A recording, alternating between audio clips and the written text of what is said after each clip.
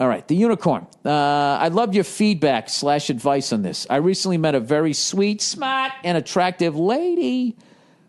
We've been texting back and forth for a few days, getting to know each other, and eventually got to the how many people have you slept with question. Okay, I was upfront and honest and told her my number. And when it was her turn, she told me she was a virgin. That's right, she's a unicorn. I've never heard that expression. But it doesn't stop there. She went on to tell me she's never had a boyfriend. Keep in mind, she's 21. Okay. Don't get me wrong. I'm old school and love that she's a virgin, especially in this world full of hooahs. But it's still weird. There's no pleasing you. You just called every other woman out there, basically, who gives sex whores, and then she's weird. All right, we went on the first date a few days later, and she lived up to my expectations. She was hot, smart, funny, and I had a great time. My question is, how is it possible that this smoking hot and seemingly perfect girl is a virgin, let alone has never had a boyfriend? I'm not complaining, but I'm wondering if she's lying or if there's something that I don't see. Well, I mean, I think you're going to physically, I think you're going to, unless she played softball and the ball took a weird hop, right? Wait, whose story was that? Oh, my God, that just popped out of my head. That was a comic from way back when. I don't even think she does it anymore. Used to tell a story on stage about how she was playing some sport and she got hit and broke her hymen. I don't know what to tell you, dude. He said, what's he saying here? I don't want to get into something with her and then find out she's a crazy or worse. Thank you for the feedback, and as always, go fuck yourself. So, dude, what? Just keep dating her and just see how it goes. If she's fucking nuts, walk away. If she is great, 21, that's a little older, but it's not like 31. 26, 27, that's when you're starting to go like, but someone could just be really fucking walled off, really could have had overbearing parents or whatever. I don't know. She kind of really let you in and told something really intimate about herself. You're just in a spot where you're waiting for the other shoe to drop. So if I was you, I'd be asking myself, why am I asking that? Who did I date before this that's making me think that this is going to be an absolute shit show? Now, look, I would be lying to you if I said that, if some woman was smoking hot or something like that and came up to me, I would think at some point someone would have talked her in to the rack by 21 nowadays. But 21 isn't that old. I say you ride it out. It's a good enough situation. See what happens. And if you're worried that she's a psycho, just don't get too fucking, crazy and like with the chick. And then, after a while, I don't know, maybe you could actually have a conversation with her at some point. Don't be so blunt like, how some fucking chick as hot as you never had a dick in her? Don't say it like that. Just be like, I don't know. You know what? Don't listen to me. Don't fucking bring that up. But I would continue to see her. If you're having a good time, I would continue to see her. And, if you're really concerned, I would just hide the knives in your kitchen the first time she stays over. Just make sure the bat's on your side of the bed if you really think there's going to be a problem. But that's if she even gets in the bed, so we'll see. Advice, strip club with wife. Oh, Jesus. Hey, Bildo. That's a good one. I've heard that one before, but it's always nice to bring that one back. Me and my wife and 6 of our friends are planning a trip to Vegas early next year. Bars, strip clubs, the whole shebang. I'm 27 and my wife is 26. We've been married for 4 years. I was wondering if you and Nia or past girlfriends have gone to strip clubs together, and if so, what's the etiquette? Neither me or my wife have been to a strip club before. Obviously, I wouldn't mind taking in the sights, but also don't want to be a piece of shit. Oh, God, this has fucking train wreck written all over. I know this isn't exactly something on my wife's bucket list, but I don't think she'll hate it either. She's told me in the past she appreciates the female body. Not necessarily grinding on mine, though. I think she'd probably enjoy it more if I wasn't there. LOL. Would love to know what you and Nia would have to say on the subject. Thanks. Well, Nia's not here. This is what I would say. Okay? You need to stay as sober as humanly fucking possible, and you need to not indulge at all. What your indulgence should be is your wife enjoying the experience. That's what you do. All right? And I would not get a fucking lap dance in front of my wife. I would not do that. Not that my wife, Nia wouldn't give a shit, but my wife is like ridiculously fucking cool. My wife is honestly one of the coolest females. She transcends her sex. The only reason why I say she's a cool female is because so many of them are fucking nightmares, and they won't let you do anything. They won't let you have any fun or whatever. Like, she just, you guys hear on the podcast, that's not an act. She's that fucking cool and funny. But most people are not in that situation. So there's a few red flags in there. You're going with other couples. Like, let the other couples get into the fights. Because somebody's going to go too fucking far. Somebody's going to get too drunk. Somebody's going to fuck up. And somebody's going to have that fucking thing brought up for the next 10 years in their fucking marriage. Because God knows that's what the fuck they do. So your mission that night is to not be that guy. Strip clubs are not going anywhere. Okay? You can always go to one another night when she's not fucking there. Or if she actually ends up having a good time the second time. And just literally tell her. Just say, listen, I wasn't going to get drunk and I wasn't going to do anything to embarrass you. Then she'll fucking respect you. So I would just say go real easy on the booze there. And, get your wife a fucking lap dance. That's what you do. And then just say, and just say you're good. You're good. And when your fucking guy friends are all trying to pressure you into doing something, just tell them to go, yeah, I'm cool. Don't worry. I'm having a good time. Okay? And let them do all the dumb shit. Let them wake up the next day when you guys go to breakfast and be the ones that have to say, yeah, sorry, I got a little crazy last night. Or be the ones that are clearly just had a huge fight and are not talking during breakfast. You don't need that shit. All right? You don't need that shit. It's a very, all of that type of shit. There's like, when you're sitting there going, what are the rules? The rules are the rules that you and your wife come up with. And the fact that your wife has never been to one is just all of the fucking makings of a shit show. So like I said, I'm not going to I'm going to say this again because you're a young guy. Do not be the drunk guy. And I'm telling you, just make sure she has a good time. Ask her if she's all right. Ask her if this is cool, if she wants to get out of there. Just totally be attentive to her, and there's no way it can be a fucking problem, and then you can get on with your goddamn life, and then fucking whatever. Some other time, you go to a titty bar, maybe you bring her along. She might fucking end up wanting to see you get a fucking lap dance. And you're like, you serious? Yeah. And then she'll be like, all right, which one do you want? And then that's another thing that could be a fight. You know what I mean? You fucking pick some, I don't, that's just one of those, it's just one of those things. I remember one time, there's this famous, strip club in Los Angeles called Jumbo's Clown Room. Okay. And it is just as creepy and disgusting as it sounds. I don't think it's like that anymore. It's way better now. But back in the day, it was literally like, if I was a serial killer, like that would be my Starbucks. You know what I mean? Sit there with my laptop in a chat room with other serial killers. I mean, it was a fucking disgusting place. So I had been there maybe 3 times over the course of 20 years going out to L.A., and it was always just a shady, shifty fucking place. So one time I was out with Nia, and she brought up that she wanted to go to this fucking place. And I was just like, are you serious? You want to go to that place? I don't want to go to that place. I go to that place. It's not a cool place or whatever. So she goes, come on, let's just go. So, all right, fuck it, let's go. It was her fucking idea. So we ended up going there. And I sat over in the corner. I didn't get a lap dance or anything like that. But I think I've told this story before. I literally saw a stripper quit on stage that night. It was fucking amazing.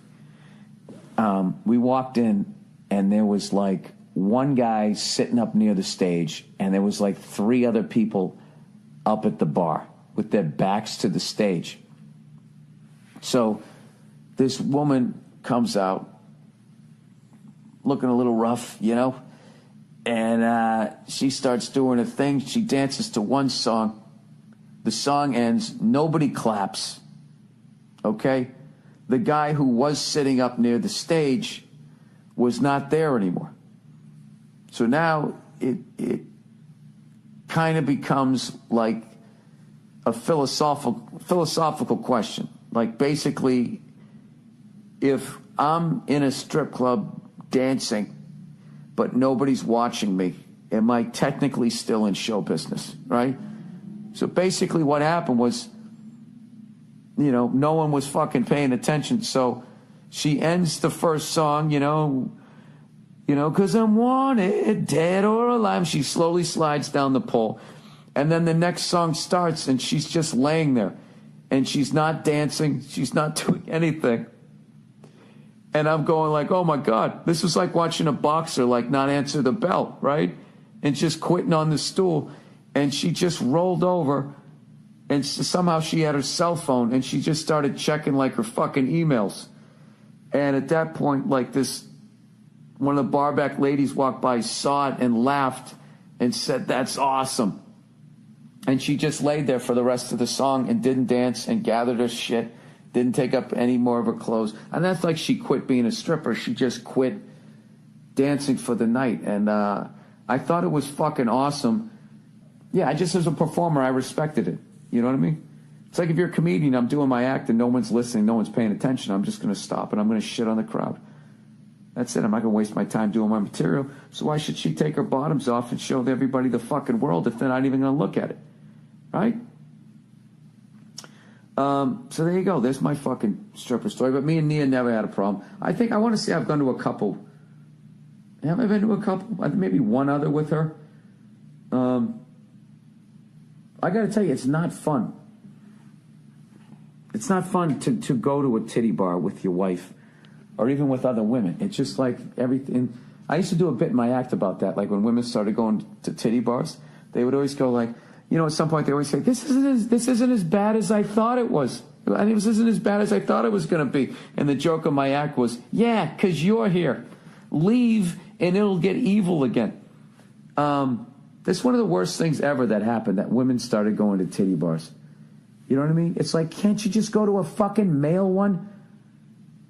Can't you go to the fucking Chippendales one and have some fucking goddamn dick swinging in your face? If you're a lesbian, then yeah, come on in.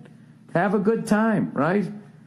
It's just like they just constantly have to be around us. It's fucking unbelievable. They think we're stupid. They think we do dumb shit, but they just can't get enough of doing every dumb fucking thing that we do. All right. Ex-wife wants me to adopt ex's son. Hey there, Bill Burlington Cunt Factory. I usually laugh at some of the poor schmucks who write into you asking the advice. Today, I'm that schmuck.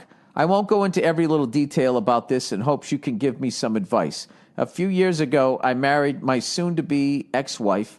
Dude, I was so fucking thinking about that woman ruining your apartment and how they can just get away with that. Let me. I wasn't even paying attention. Read this again. Today I'm the schmuck. Okay, I won't go into every detail. All right. A few years ago, I married my soon-to-be ex-wife. Along with the marriage came her 2-year-old son. His biological father is a deadbeat who didn't hold down a job and avoids child support. He has never had any contact with the son. Wow. All right. So I did the most manly thing that one can do besides going to community college. I put on my big boy pants and I took her son in as my own. He calls me dad and whatnot. We bonded. I really care for the kid. The first few years of marriage with my wife were great, which ended up leading us to having our very own daughter. And then my wife turned into a whore. Oh, God, what happened? So we're going through the divorce, and I still pick both kids up, even though I'm legally responsible for one. I carry her and her son on my insurance to this day, maybe against my better judgment. But I'd like to give her some time to get her shit together until I drop her off. Drop her off of it? Drop her out of it, I think you meant to say. Completely. Well, the finalization of the divorce papers is in August. The soon-to-be ex-mother-in-law keeps insisting that I legally adopt her grandson. No, don't do that. Now, here's the thing. I send a very gracious amount in support payments bi-weekly. We choose to not go through the court system because my ex sees that I'm a good father and still take responsibility of her son. Keep it like that. I flat out said, no, I'm not legally adopting him. Yeah, your fucking mother-in-law does not want you to legally adopt him because she thinks you're a good father. Okay? She's looking at you like an ATM machine, like a lot of women do with men, which, once again, you can't fucking say that. Despite the 10 million fucking examples of it, it's considered sexist. All right. One wrong move, and now the court system has me by the balls for support for 2 legal children. What? What happened?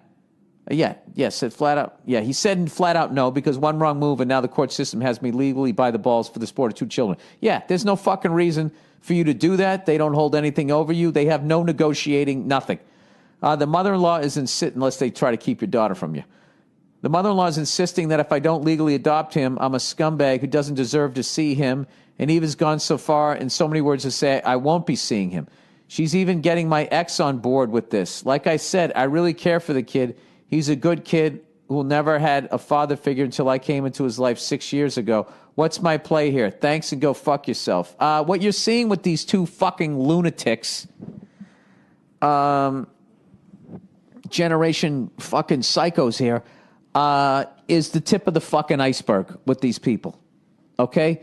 They don't give a shit about you. They're looking at you like an ATM machine, and they're already fucking with you. They don't have that kid's best interest in mind. They think they do. They don't. They're using him as a fucking negotiating tool. All right? I'm surprised they haven't said, well, we'll fucking go for full custody with your daughter and try to fuck with that. That'll probably be their next fucking move. And here's the thing with them. Okay? With them, it's the more you're in their lives, the worse it's going to get.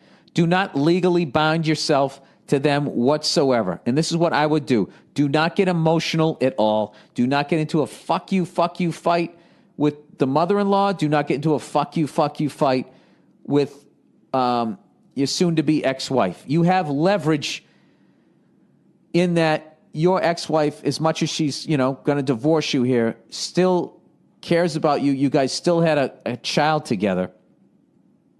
And you just have to just talk to her logically and just say, I'm not comfortable doing that, but I'm going to continue to make payments and support and all that and help you out with your son and obviously our daughter.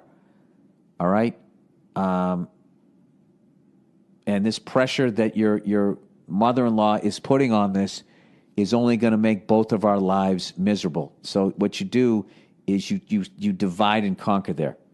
Just say, I have no problem with you, and the way that we get along, I don't think your mother-in-law understands, and that's why she's applying this pressure. But that pressure it's going to be bad for us, and it's going to be bad for our kids. Let's just continue going on like this. I love your son, and, I'm going to continue to support him. That's as far as it goes, all right? And I'm totally comfortable with supporting him. I'm giving you my word, but I'm not doing the legal thing. I'm not doing it. And that's it. That's it. And if they want to keep coming at you, I'm telling you right now, do you think that when you legally adopt that kid, do you honestly fucking think that that's going to be the end of the demands? What the fuck is the mother-in-law involved in this shit for anyways? Right there, that's a nightmare. That's a fucking nightmare situation. And so many married women have that ridiculously close relationship with their mom. You know what I mean? And it to the point that it hurts the fucking relationship. And God forbid, is it as if a guy you keep bringing your mom into the fucking relationship with your wife? That's a fucking rap. It's a fucking rap. But once again, guys put up with that shit. We put up with that shit. We put up with them coming in, busting up our shit. Dude, you hold all of the fucking cards here. That's it. They don't have a dime. They're not even in the fucking game. You hold all the fucking cards. Do not do this. You don't have to do this. Just stay calm and keep reassuring your soon-to-be ex-wife that, you're doing what's best for the kids and what's best for you and what's best for both of you guys. and just keep saying this pressure that your mother-in-law is putting on us is unnecessary. It's just, we're good. Okay? I'm still, like, if I was going to be vindictive, it would have happened by now. I'm still picking both of them up. All right? There's no way I'm going to let anything happen to your son, and there's no way I'm letting anything happen to our daughter. That's it. That's it. So, tell your fucking mother to shut the fuck up. I can't do that part. Don't do that part. All right. All right, read this. Okay. All right, I'm going to read this. Relax. What's up, dickhead? Let's go fucking Bruins. Can't wait for next season. I just moved to wildly mediocre Los Angeles. Well, yeah, that's what you're going to feel like because you just fucking moved there. But if you stay open-minded, which is really difficult for East Coast people to do. I did that the first time I came to L.A. I went to L.A. and I tried to do Boston, New York shit. And then when I couldn't, I was like, oh, this place fucking sucks. It doesn't. It's fucking amazing. Beautiful women, some of the best food you're ever going to have. So much outdoor activity. Just fucking embrace it. Stop trying to be the fucking Boston guy. You're not on a reality show, all right? Take it down a few fucking notches. Nobody gives a fuck in Los Angeles that you don't like it. Everybody just thinks, well, then go back to fucking Boston.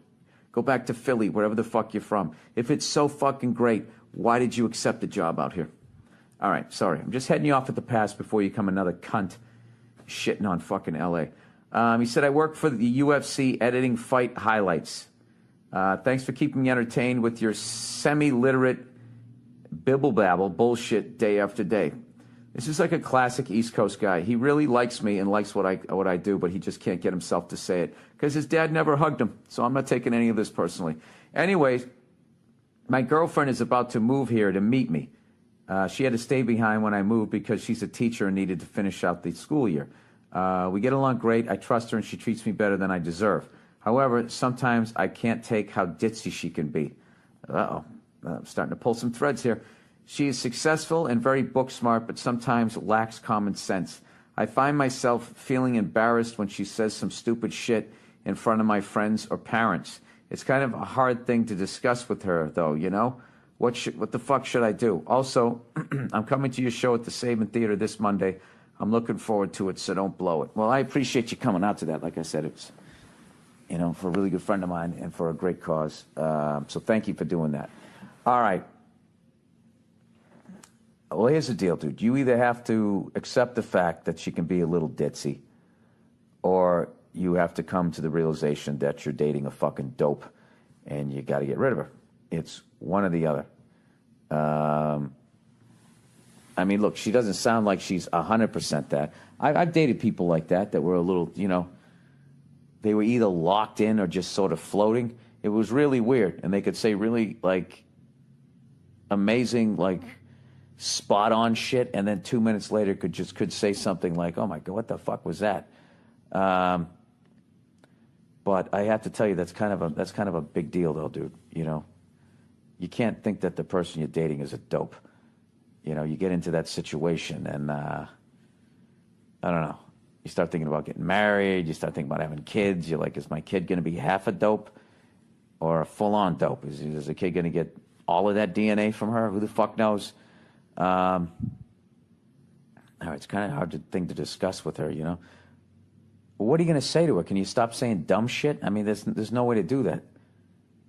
You know? I'm trying to think. That's like my wife telling me to work on my temper. I mean, I do work on my temper, but I mean, it's kind of how I'm made up. I mean, if somebody's ditzy, they're fucking ditzy. That would be like my wife telling me, okay, can you be a little less pasty? It's like, I can become red for a few days.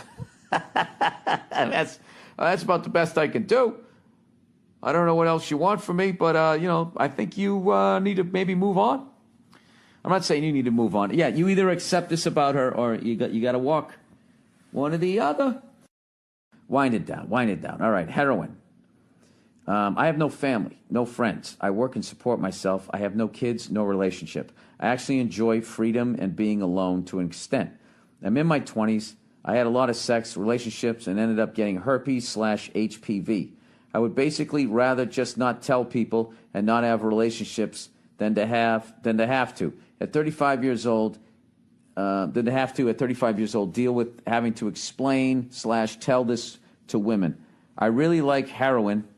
Oh, what the fuck? Jesus Christ, buddy. What are we doing here? This doesn't sound real.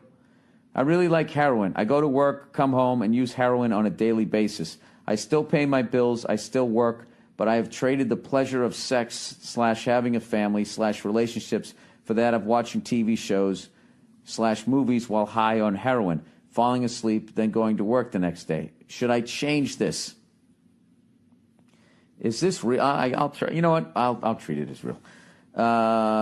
Should I listen to society, stop using, go out there and find women and tell them about my situation and hope they do not reject me and get clean?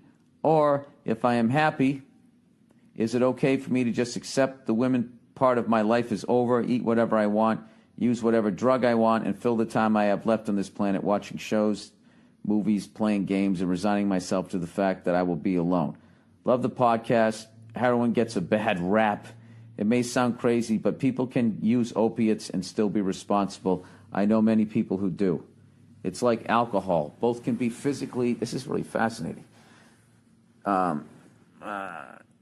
Or maybe it's a big lie. I don't know. It's alcohol. It's like alcohol. Both can be physically addictive. Alcohol can actually kill you with withdrawals, while heroin cannot. And the deaths you hear about heroin are from idiots overdosing. What if you get a bad batch? Isn't that something? You know, it's too fucking strong. I don't know. I don't pretend to know. All right. If we reported all the deaths from alcohol-involved incidents, they are easy. Well, they do report all of them, as far as I know. It's not like they're trying to hide them. They are easily 100 times more than heroin-related deaths. But in our society right now, opiates are not acceptable because too many white middle-class parents are finding their idiot kids using them without understanding tolerance / proper dosing. Anyways, love the podcast. I'm not leaving any contact info, so I have no way to know if you read this. Just thought it might be an interesting subject for your show. It is interesting. Yeah, dude, I don't pretend to know anything about opiates. All I do know is that they... I know alcohol can ruin your life, but I don't think it's nearly as addicting as heroin. I have heard that people can fucking... I don't know, but I think if what you're saying is true, I think you're a rare person that can handle that. I have no idea. Fuck, now I got to look some shit up. The last thing I wanted to do, and I got to get going here. I got my fucking show here in a half hour. The live reads are here. The live reads are here. I guess I'll read them here then. Let me just see something. Let me just look up. What do I look up? Productive while on heroin. Heroin and employment, independent drug model. Let's see, productivity and heroin addiction. What is this? How heroin addicts in Vietnam. What is this? Productivity and heroin addiction. How living in a cave turned me into a blogger. I failed my New Year's resolution. I wish I could do better. I just don't have enough willpower. Have you ever set a goal you didn't achieve? Ever tried a New Year's resolution that didn't stick? What separates the 0.5% from the 99.5%? What makes some people succeed in building new sustainable habits, but almost everyone else fails? How living in a cave turned... Where the fuck's the heroin shit? How heroin addicts in Vietnam and your productivity habits are the same. What? Everyone knows the horrible effects of heroin addiction. Once someone starts taking heroin, it's almost impossible to quit, and those who form a recurring habit will likely never quit. So why didn't heroin-using Vietnam vets relapse when they returned to the USA? A study from the Washington School of Medicine, very few heroin-using Vietnam veteran relapses. Very few heroin-using veteran relapsed when they returned to the USA. And those who did were more likely to have been illicit drug users before ever arriving in Vietnam. These vets weren't addicted to the chemicals in heroin. They were addicted to the experience of heroin in a specific situational context. In the same vein, you think you are in control of what you do. You think that when you fail, it's a failure of your willpower. But the fact is, you don't even realize the influence of the environment has on you. Did you know that obesity spreads through a network of friends? Happiness also spreads throughout a social network. Your situation determines your choices as much as or more than your own personal choices when willpower. So how can I use this to improve my habit? Oh, Jesus Christ. No, join a volleyball league. I don't even know what the fuck that was. All right, let me look up, let me just read these fucking things here. You know what? I might read up on that. I probably won't. I'll try to. I would never tell people to fucking, hey, it's just heroin. That seems a little crazy to me. And people are always coming at alcohol. It's like the fucking pot smokers always doing that shit. Well, alcohol, actually, man, there's no medicinal purposes to fucking. I get it. But you guys are also, you're pie in the sky fucking thing with weed, like it's. Like you can't get addicted to weed is another fucking thing. Jesus Christ. Okay, yeah, you just really like it. That's all, I like a fucking receptionist. And I might be old school. I might be sexist. That's what I'm trying to say. I like a reception. The hoarier, the better. As long as they get the job done. There's nothing better when you walked in, right? And there was some fucking, chick walking around with fucking fuck me pumps on. She looks good. And all these goddamn feminists out there that sit there and they flip out and they act like every fucking beautiful woman out there would be a chemist if it wasn't for men like me. Some of them, they're putting their best foot forward. Jesus Christ. What do you think we have remote controls for? Because no one wants to get up off the couch. And goddamn it, if a woman is born beautiful and all she's got to do is walk around with her ass jacked up and her tits jiggling around a fucking office, and next thing you know, she's got a beautiful home to go home to, right? Because some rich guy goes in there going, well, you know what? I'd like to stick my billionaire dick between those tits. Hey, well, what's wrong with that? And then meanwhile, some fucking, half a leprechaun jerk off like me can come in and I got something to look at while I'm waiting for the fucking doctor to finally come in and figure out what's wrong with my spinal cord. What is wrong with that? What is wrong with that, you homely fucking haters of beautiful women? God bless them. God bless them for just showing up and looking good. Giving you something to rub one out to. Everything serves a purpose in life. Like right now. If you're some broad and you're listening to me, I'm probably motivating you to go write some paper, maybe in Portland. We all serve a fucking purpose. Can't we just let the whores be whores? There's a reason the word exists. All right?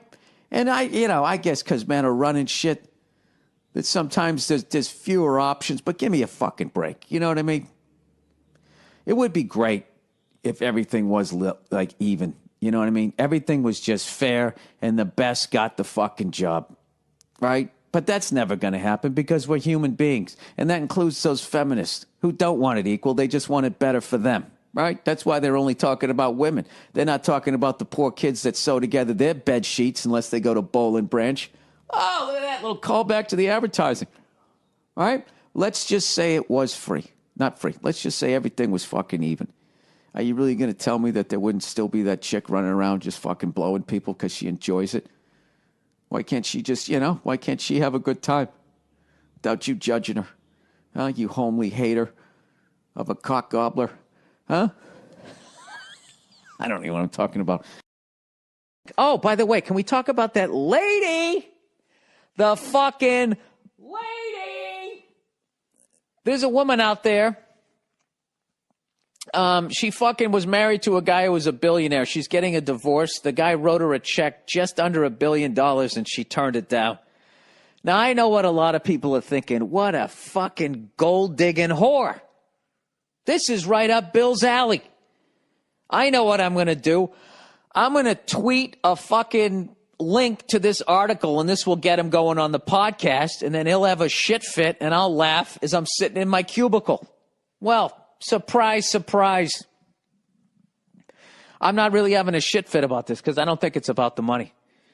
This is the deal. This broad, all right, this fucking twinkle toes here, all right, old little fucking sugar tits here. She married this guy. This guy was worth $50 million. He was an oil man. Get off my fucking property. There ain't no global warming. Good. I like that there's a hole in the ozone layer. Makes me feel like I'm closer to God. Right? He's an oil man. Hey, I'll tell you what, Mr. President, I don't even know why I have to call you Mr. President. I fucking put you in office with my goddamn money. Look at me when I'm talking to you, Obama. All right? My granddaddy put that dictator in fucking power. And he was supposed to give us our little gold little shit there, right? He's supposed to give us our liquid gold, right? He ain't doing it no more. You got to go over there. You got to take that fucker out. You understand me? I don't give a fuck how you do it. He's an oil man. It's a fucking oil man. All right? He's got Slim Whitman on Laserdisc. Right? Oh, that's Irish. What was the fucking Slim Whitman? He sold over 9 million records. Anyways, I'm all over the fucking map here. See, I'm back to me. I'm not looking at the TV anymore. So this fucking guy, he's got a $50 million business. He already has this, and this woman does not sign he doesn't sign a prenup with the woman. According to her, she didn't take the $1 billion payout because now 26, 27, 28 fucking years later, they're going for a divorce. This guy's company is worth $20 billion, according to her. All right? Now, here's the thing. She's like, I was with this guy, and I supported him, and I held down the fucking home front and all that. That's got to be worth something. This was fucking crazy to me. It's like, with all due respect, sweetheart, this guy made $50 million without you.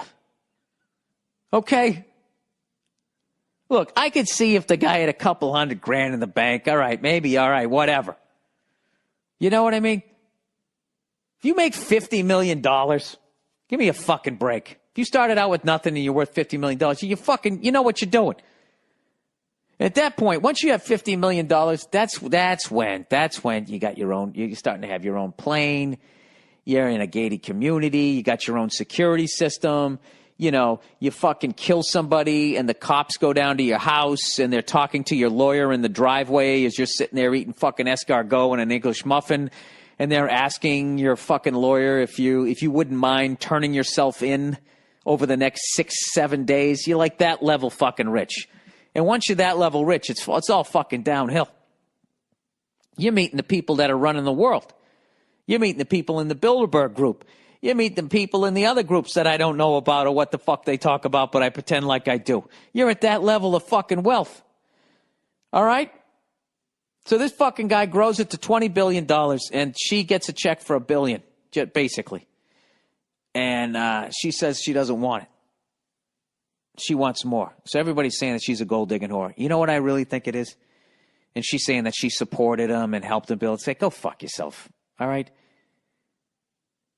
Let's just say, for whatever fucking reason, I met an unknown Lady Gaga in the East Village 10, 12 fucking years ago. Right? And she's down there ripping off Madonna songs or whatever. And I'm like, you know what? There's something about her, though. She's got nice legs. She's got a nice ass. I mean, I like the imperfections. I like that giant nose. Look at me. I got red fucking hair. It's falling out. I think we can make a good couple. We're both a mess. 2 negatives make a positive. We'll make a beautiful baby. So I start fucking hanging out with her. Next thing you know, we fall in love. Garrett Blood! Go, motherfucker! So then we think, all right. We get married. Okay? And let's just say whatever I'm doing. I make keys. That's what I do. That's my job. Okay? And she's out down there. She's down the village, and she's fucking, she's making her own meat dress. She's going out, she's making money in a coffee house, and she goes right to the deli and she buys more meat. She's investing in herself. She's building her career. She's playing the fucking piano. She's coming home, and she's like, what do you think of this? And I'm like, it sounds good, honey. Right? I'm over there. I'm knitting a fucking sweater. I got a pot roast in the goddamn oven or whatever. Okay? And then she becomes Lady Gaga. I get to quit my fucking job. I'm Mr. Gaga. I get to go on Oprah and sit there silently, as Oprah talks to Lady for fucking an hour, and then finally she says, well, what do you see in her? And then I already have some pre-written speech about how I'm Gaga about Gaga. I'm Gaga for Gaga, whatever the fuck happens, right? And let's just say in the end of all of that, I'm walking down the fucking hall blinded by her gold records, platinum records and all that shit. Every morning when I go to brush my teeth, I got to put on my amber visions just to get there so I don't fucking walk into the walk-in closet instead of the bathroom. Let's say at the end of that, she gets sick of me and she kicks me to the fucking curb. All right? And let's say she's worth $100 million And she turns around and says, I'm going to give you, Bill, I'm going to write you a check. Let's do the same thing. Let's say $20 billion. Just say she's worth $20 million. And she says, Bill, I'm going to give you $1 million. And you know what I'm going to say? I'm going to say, thank you, Lady Gaga. It was awesome. I was just making keys. I wasn't going to make $1 million in my lifetime. All right? I'm going to take this money, and I'm going to pay my taxes on it. I'm going to get myself a little fucking house, and I'm going to make keys in the back of it. I'm going to get my life back, and I'm going to God knows you gave me plenty of fuck. And I would buy, you know what I would do with that? I would go buy a fuck. Everybody needs keys. Touchdown, Patriots! Who the fuck was that? Who just scored that? Nate Solder just scored his first touchdown ever. Nice, 23-7. Oh, did we match up better against the Packers?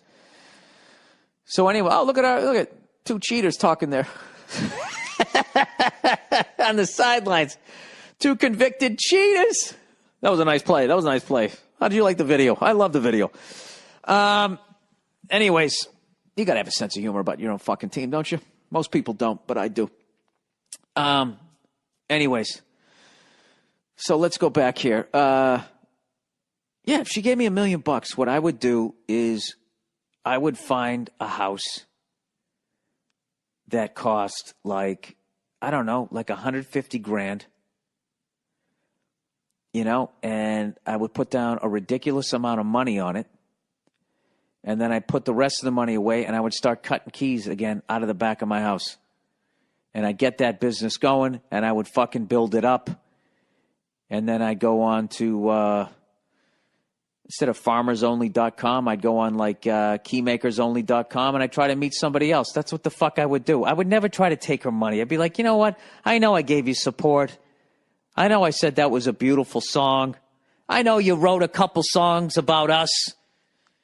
Instead of Dear Ben, you wrote Dear Bill. I get it. But I can't sing. I can't play a fucking piano. Who's kidding who? We both know why I lived the life I lived for the last 10 years. It was because of you, Lady Gaga. And to think I got to live that life, and in the end of it, you're going to give me $1 million to leave? Yeah, you're a fucking saint. I still love you, Lady Gaga, even though you don't love me anymore. I get it. I don't even know why you love me in the first place, but God bless you. That's probably why you write such wonderful songs that connects with an entire demographic of people. Continued success. Thank you for that $1 million. And I would fucking leave. All right? I got too much fucking pride to sit there if somebody doesn't fucking want me to then try to take everything they got. I mean, I couldn't the second somebody doesn't want me around, I'm like, all right, Jesus, I didn't know I was annoying you. I get it. Sorry. Can I grab my things now? Do you want me to send somebody else? I would just get the fuck out of there. So anyway, so that seems to be, this lady here that she got $1 billion, and she says it's not enough. What I honestly think it is, I just think it's an emotional thing for this woman. I don't think it's a money thing. Because you can't spend that. You can't spend all that fucking money. Right? Did you guys, they actually showed a copy of the check that this dude wrote to his ex-wife. He didn't write it on one of those business checks, that are sort of extra long and the whole extra area, the memo section that you write stuff. He wrote it on like a personal little check.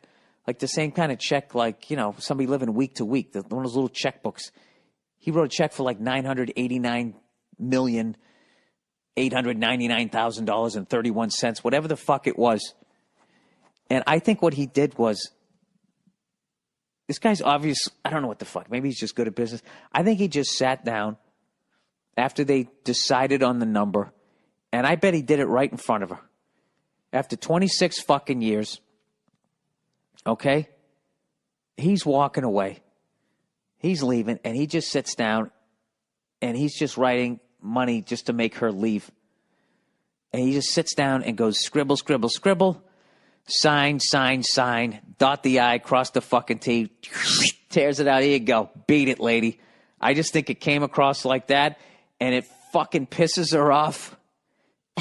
And she's just like, this is the thing, the worst thing you can have when a woman's breaking up with you, or if you're breaking up with a woman, is if she's not over you. If she's over you, it's going to go smoothly. You don't have to deal with her fucking, putting your pet rabbit in a goddamn stew. All right?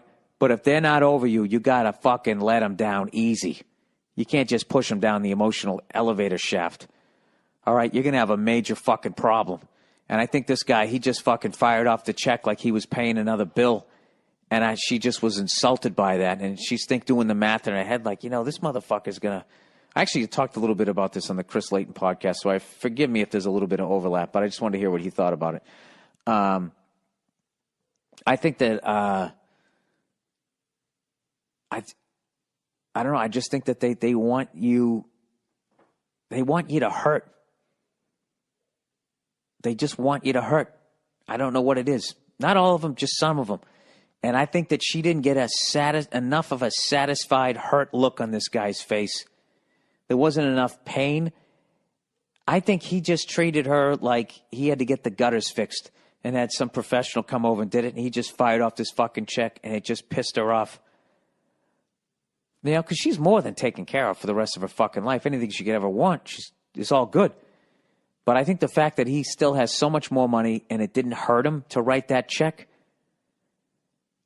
and she knows that he has enough money to get you got $20 billion. There's like a Victoria's Secret model that will pretend to give a fuck about you for a good year and a half. And you can do that for the rest of your life as you ride around in Ferraris. Now she's a woman. Guys don't work that way. We don't really give a shit about money. We're more like enamored by looks. It's both of our fucking weaknesses, whatever. You guys are into stuff. We're into fucking, tits and ass. So, which is why, we will date somebody as dumb as a fucking rock, and you will also date some ugly old balding douche, because they can take care of you. It's kind of what we do. So I'm not really, a lot of people wanted me to go off on her like she's a gold digging whore. I don't think she is. I think she's hurt. And she's hurt how easy this guy is just getting over. I know all you guys are sitting there going like, dude, what the fuck? He's writing her a check for $1 billion. I know that hurts. Dude, you got $20 billion. Come on, man. If that's true. If it's true and you got $20 billion, I'll write you a fucking check for $1 billion. That wouldn't hurt me at all. There you go. Bing, bang, boom. Beat it. Whistling Dixie. Jesus Christ, the fucking interest alone on that money, by the time you walk down the driveway, or she walks down the driveway leaving you, your money is probably already made fucking $30 million. The fuck do you care? I know that's obviously not 20 billion liquid. He's got a lot of that tied up in derricks, right? Some giant fucking wrenches, some oil rags, some trucks. Bill, I fucked up and could use a hand. All right, let's see. How did you fuck up?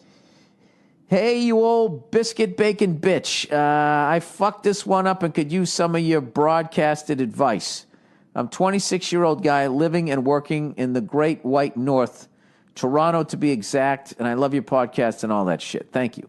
Anyways, a few months ago, I started seeing this really sweet girl. She's pretty, she's thoughtful, and she's as low maintenance as a 1991 Honda Civic. Okay. It sounds like the beginning of a horror movie. Everything's like fucking perfect, right? And he literally says, perfect, exclamation point. She deserves to be treated right. About a month ago, I was eating in a restaurant with a buddy when this smoking hot redhead comes up to me out of the blue and says, hey, you're cute. Take my number. Let's go out sometime. I should have said no. I have a girlfriend right then and there, but the excitement of having a babe throw herself at me was too much for me to pass up. Abso-fucking-lutely it was. That's like a fucking movie.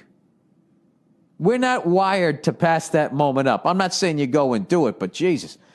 He said, I didn't have the damn strength to keep it in my pants. Later that night, after a few wobbly pops, I texted her looking to meet up. We did, and we did the deed. I felt like a piece of shit. Yes, we've all been there. As men, we've all been there. And a lot of ladies, too. which never gets any press because it's considered sexist to suggest that. Here's where it's getting interesting and slightly complicated. Not even 48 hours later, I'm hanging out with my girlfriend when she gets a call from one of her friends saying, I have some bad news to tell you. Oh, boy. I overheard the conversation coming from my girlfriend's phone, and knowing exactly what the bad news was, I snatched the phone from her and proceeded to spill my guts and told her the whole story. Well, there you go. At least you manned it up. Evidently, the friend that called was roommates with the redhead, and the redhead through social media had hunted me down and shown my picture to her roommates. Dude, you can't get away with anything anymore. Look at this. The friend goes on to tell the redhead that I have a girlfriend. Oh, dude, this is like you're going to end up with nothing here. My girlfriend obviously was super upset, but being the sweetheart she is, and after many I'm so sorry's from me, she agreed to let me try to make it up to her. How do cheaters do this shit? I didn't even last 48 hours. Cut to 2 weeks later, myself and 3 of my buddies since kindergarten are on a mountaineering expedition in Peru. Dude, what are you, fucking Jason Bourne? What's going on here? Hot chicks throwing themselves at you, now you're in fucking Peru? A trip we planned since February, and I get this panic-stricken email from my girlfriend saying she, parentheses, the redhead, had broken into my apartment and trashed the place. See attached photos. Dude, what the fuck? Women are fucking crazy. Let's just say this, okay? Like, how is she hurt? She came walking up to you, threw her fucking clam at you. You fucking took it. You're not in a relationship with her. My voice is literally cracking. You're not in a relationship. You're not in a fucking relationship with her. Dude, you just need to prosecute this fucking woman. This has to stop, this whole fucking thing that when women get upset, they can destroy property. Let a guy go out and fucking trash some woman's car after she fucks around on him. He'll end up in jail and have to pay for the fucking car. Everything was smashed. My TV, one of my guitars. She cut up my bed sheets and the duvet. She even went so far as to throw all my towels in the bathtub and ran the water. How do I know it was the redhead? The dumb bitch left a note next to the TV saying, cheaters never win, or some bullshit like that. Give me a fucking break. She even bragged about the whole ordeal to her affirmation roommate. Classic guy. He just writes, sheesh. My girlfriend called the cops, and upon my return from Peru, I set up a restraining order against the redhead. You should fucking you should sue her. Here's the problem. All this drama has led to my girlfriend reconsidering her willingness to give me a second chance. Dude, here's the real thing. Anytime some fucking smoking hot girl just comes up to you and throws it at you, you know it's a head case. Go with a fake name. I feel real bad about the whole situation and want to make it work between us, but there's this little voice in my head says, let her break up with you and start fresh. I'm pretty confused. I was going to say that. Just start over again, dude. You're 26. What are you going to, you got a dick. This is going to happen. All right, so he goes, I fucked up initially, but forgiveness then got fucked with, and the forgiveness was retracted. Anyways, I hope your sage advice is half as good as those fucking pies you make. Thanks a lot, and go fuck yourself. Yeah, dude, you know what you got to do? You got to walk, and you got to have this crazy redheaded bitch pay for your shit. All right? Jesus Christ. She takes no responsibility in that, just walking around throwing her fucking pussy at everybody. I mean, what the fuck you think's going to happen? It's, as a guy, you could walk around throwing your dick at fucking people for years and not get anything. This is why there's the double standard. If a guy does it, he's a stud because he has to convince people. Just the way we're it's the way we're set up.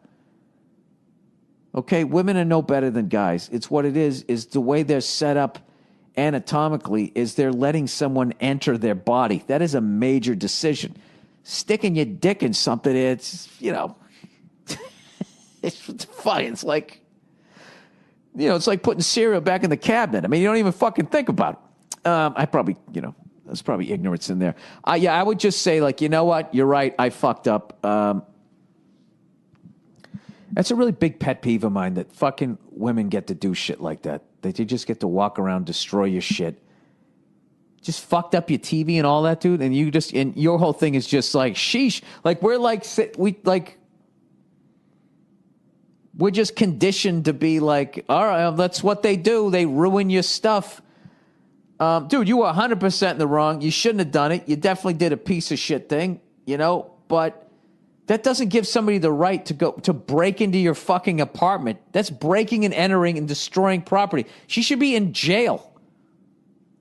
This is what you do.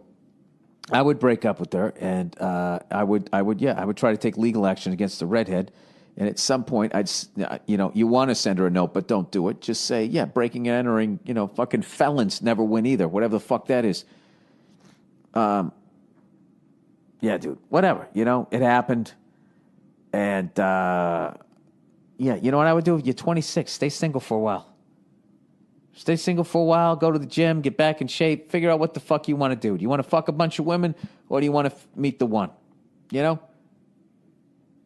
I think at this point, dude, you got enough fucking drama. I can't believe she gets to do that. Like, first of all, she got laid, the redhead. She got fucking laid, She had a great fucking time, and she gets to bust up somebody's place like a fucking rock star and then walk out of there and feel like she's a fucking hero. This is why I don't give a shit that they make less an hour than I do. Because when you add up all the fucking perks, I mean, it's a pretty good goddamn deal being a woman. You get all your emotions out all the fucking time. You get to break up people's shit, and you get to live longer than men. I don't know what the fucking problem is. You're going to complain about an extra 79 cents? Rouge tinted William. My fiance was a bit of a case, raised in an odd Christian cult, escaped it in high school, spent most of her adult life working to support her family that was still in the cult. Wow. 8 years ago, she met me. 6 years ago, we started a relationship. It had its ups and downs, and it was very loving and helped change both of us for the better. A year ago, I finally proposed to her after we both became financially successful enough to support our own household. Okay, so you're both on equal ground. That's good. Shortly after that, she lost one of her close friends, then her grandfather. We got through it together, and I thought it brought us even closer. Everything was going peachy, right? Well, at this time, Cleo, get up here. Come here. Get up here. All right, just lay down, fucking relax. All right. Well, she fully converted. Okay, everything's going peachy. Well, at this time, her family and her cult leaders saw an opening, and after a month or two, she started going back to the meetings. Since I didn't want to be the closed-minded guy and clingy near husband, I let her go to those meetings. Oh, God. Her beliefs are hers, and mine are mine, and everyone's happy, right? Well, she fully converted back. Her family threatened to shun her unless she married someone of the same faith, and since her cult holds proselytizing as one of the highest virtues, she tried to convert me. I was going to guess that that's what that meant. I can't say the word, which is basically going out and getting more members. I told her every one of my experiences led me to believe that her beliefs weren't right for me and relatable at all to me. I didn't see a future where I believed in the same religious things as she did, but I did mind her believing in different things. All right, dude, you've been totally honest. You've handled this perfectly, like a champ. Within a month, she called the wedding off and broke it off with me. So I did the dude thing. Drank, worked out, picked up new hobbies. Sorry, I was thinking horse. Hobbies. Hobbies. And vacationed in the country half the world away. I was relaxing on the beach in said country when someone from her cult approaches me and tries to convert me. What the fuck? Yeah, what? You're in a different country? How do I get over the love of my life while still staying true to myself, you freckled cunt? Thanks and go fuck yourself. Visit Western Canada sometime soon. Dude, she did you a favor, man. She did you a fucking favor. Get away from that shit, man. Like, You can't be with somebody where their religion is telling them who to love. All right? Her now trying to get you converted is because she still loves you and that type of thing. So I think your best case scenario of trying to get this woman back is to just completely cut her out of your life. Just ignore her and get on with your life. Who knows? You might find someone else first and I want to be with this person, or she'll just finally be so fucking miserable in that and realize the happiness she had with you, and she'll go to you. But you can't go to her, because if you go to her, you're going to come off weak, and she's going to try to drag you down into the fucking dark waters of that fucking cult. So I say you get on with your life, all right? That's the best case scenario for you to meet somebody new, and that's the way you get over her. Just get on with your life. And when you love somebody, it doesn't totally go away, but it definitely fades like a fucking old tattoo. All right? That's the best you could do. You'll be fine, man. You'll meet somebody else, and, who knows, dude? Even if she did fucking leave, did you really want to be sitting there, one morning you wake up, the sun's coming up through your window, and you look out, and there's like a couple cult people standing there, freaking you out. We just want to talk to her. You don't need the Manson family knowing where the fuck you are and approaching you. Jesus Christ, dude. Please tell me. Sitting on a beach, and that's like Invasion of the Body Snatchers. San Diego versus Kansas City. I'm going to go with the man with a million children and pick San Diego, right? I forget everybody's name the second the season ends. What's the guy's fucking name? He's got like 9 kids. What's his fucking name? What is his name? Not Andrew Luck, not Eli Manning, not Tyrod Taylor, not Derek Carr, not Matthew Stafford. Phillip Rivers. I'm going to go with the man, the man with the golden gun. This is the man with the million kids. He's like real life the fucking Waltons. And if you're going to have 9 kids, you might as well be a fucking multimillionaire. Can you imagine what Christmas must be like at their house? Like how many fucking trees they have. It's got to be insane. He probably buys all these sick-ass fucking gifts. You know what I mean? If I had 9 fucking kids and I had his money, I'd buy them all like electric cars, and I'd make them, those little toy cars that you can sit in, little kid can sit in. I'd make them race themselves around the fucking thing. I'd have one of those circular driveways, right? I'd have time trials on Saturday. I'd put them all in the super softs on Sunday, and I'd let them just fucking whip around. And whoever won got dessert and got to hang with me, and then the rest of them would be banished to the loser wing of my mansion. And sure, they would resent me. A lot of them would cry, especially the little ones. But there'd be no excuses come Sunday. Even if you were a baby, if you couldn't figure out how to just roll down onto the gas pedal and at least make a fucking effort, slam into somebody, then that would be it. You would be banished. If my wife didn't like it, she would be banished too, right? This is why God never let me be a fucking NFL quarterback. That's exactly what I would do. If I had 9 fucking kids, Jesus Christ, every one of them would have like chores, and I would never have shit to do. Do you have 9 kids, you can actually run a farm. So if you just live in a fucking house, you know what I mean? I'd give each one of them a room. You clean up the study. That's your job, right? If you don't clean up the study, I'm taking away your car. You're gonna get punished.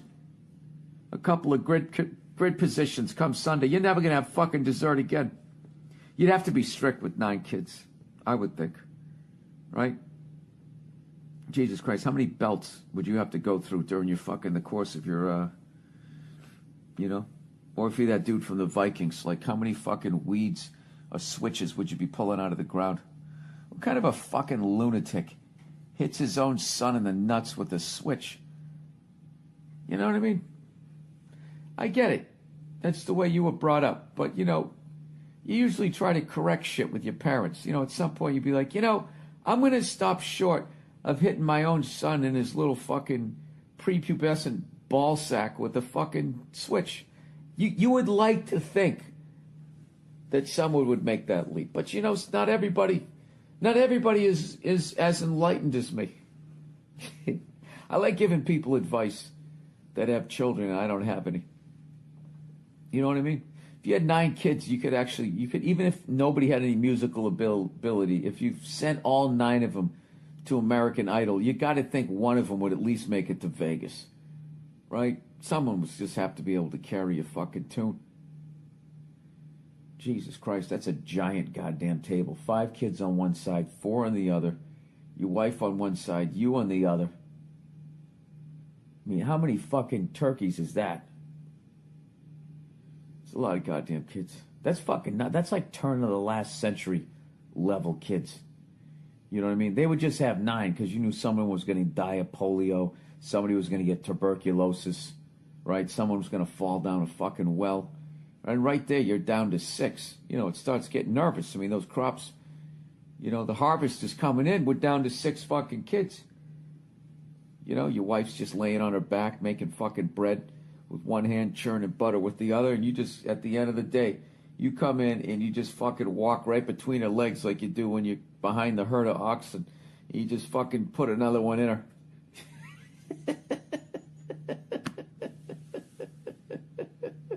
Dude, you know what you'd be like? You're like a college coach, college basketball coach. It's like coaching Kentucky at that point, the way the kids would leave you. You know, Kentucky, they're like one and done, all the good players. So, like, you constantly got to be fucking out there priming the pump, throwing the dollar bills around, handing out gold Trans Ams, right? But back in the day, rather than leaving and going to the pros, they were just dying. You know what I mean? The more they died, the more farmland they took up. I mean, granted, they were enriching the soil. If their bodies well, the bodies would decompose back then, right? But they still put them in the boxes. But you couldn't plant over there. You know what I mean? Oh, my God, I'm eating this cauliflower. For some reason, I'm thinking about Eddie. Oh, that's interesting you say that, honey, because that's right where I fucking buried him. Yeah, when the Native Americans decided to do a drive-by. And he took a fucking hatchet to the head. I told him to duck. He didn't. He was weak. He doesn't deserve to live. All right? And there you go. Now you're down to 5 kids. Now you're down to 5 kids. I'm going to Google this right now. Ways to die in 1900. Let's see what comes up. All right, ways to die in 1900.